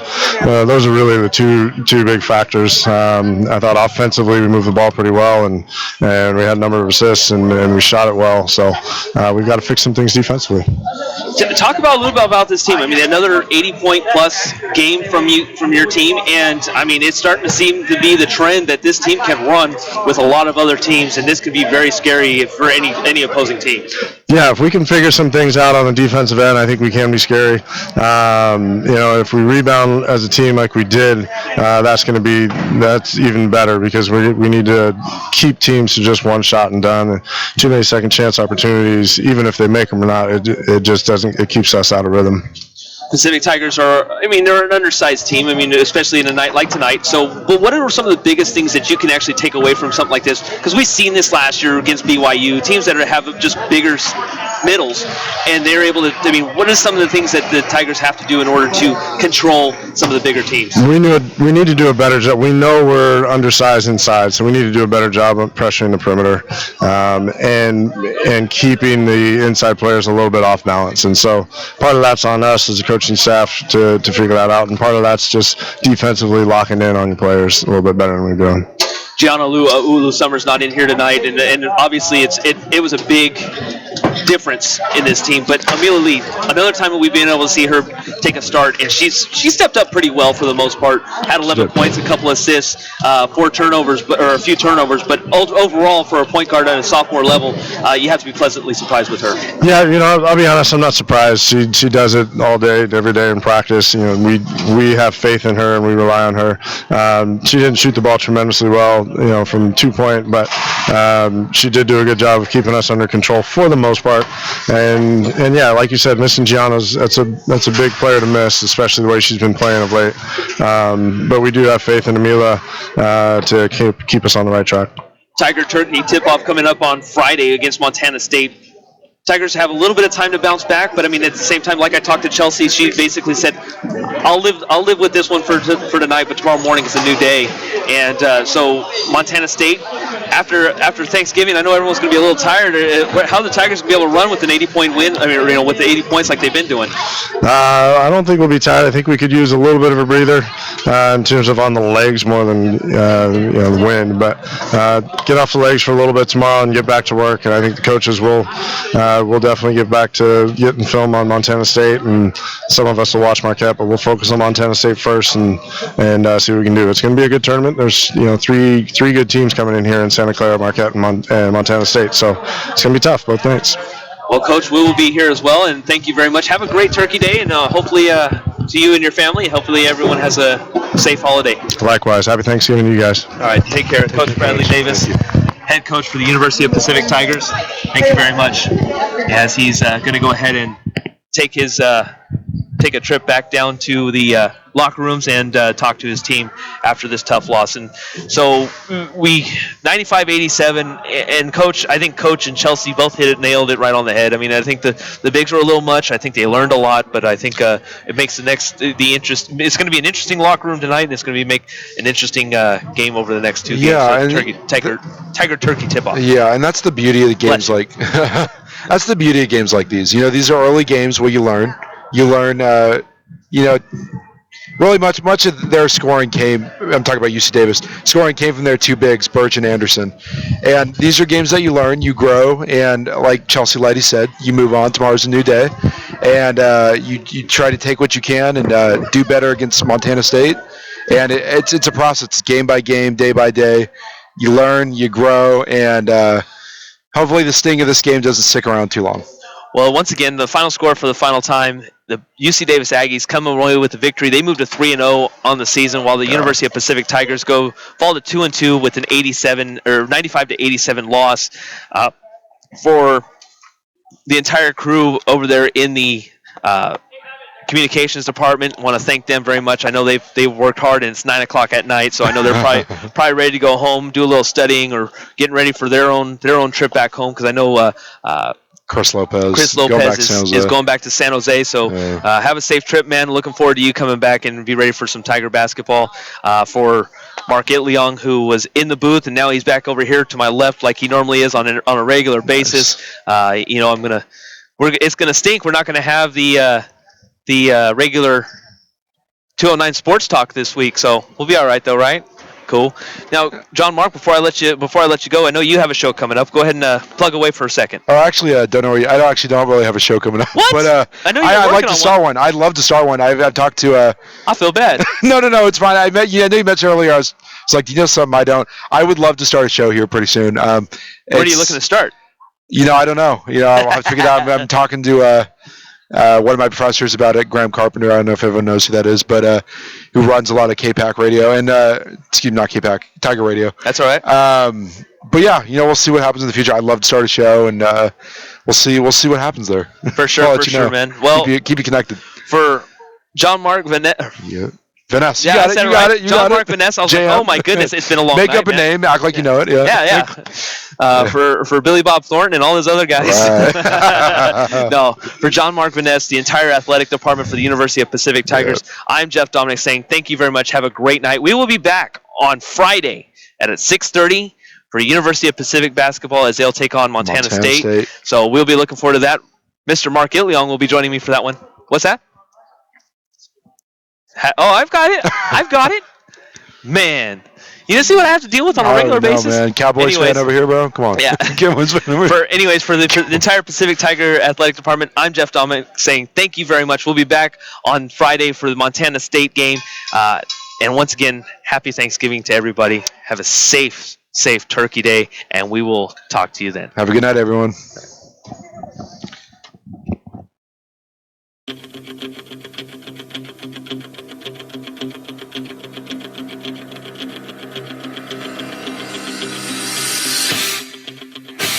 In a world where your tires are your only connection to the road, one man, 4 tires, free air. An epic battle against underinflation, tire damage, and even tire failure.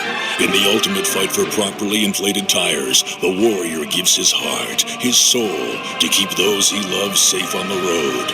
Tires will inflate. Money will be saved. A message from the Rubber Manufacturers Association. My hero doesn't wear a cape or have superpowers. She doesn't slay dragons or kill wizards. No one wants my hero's autograph. She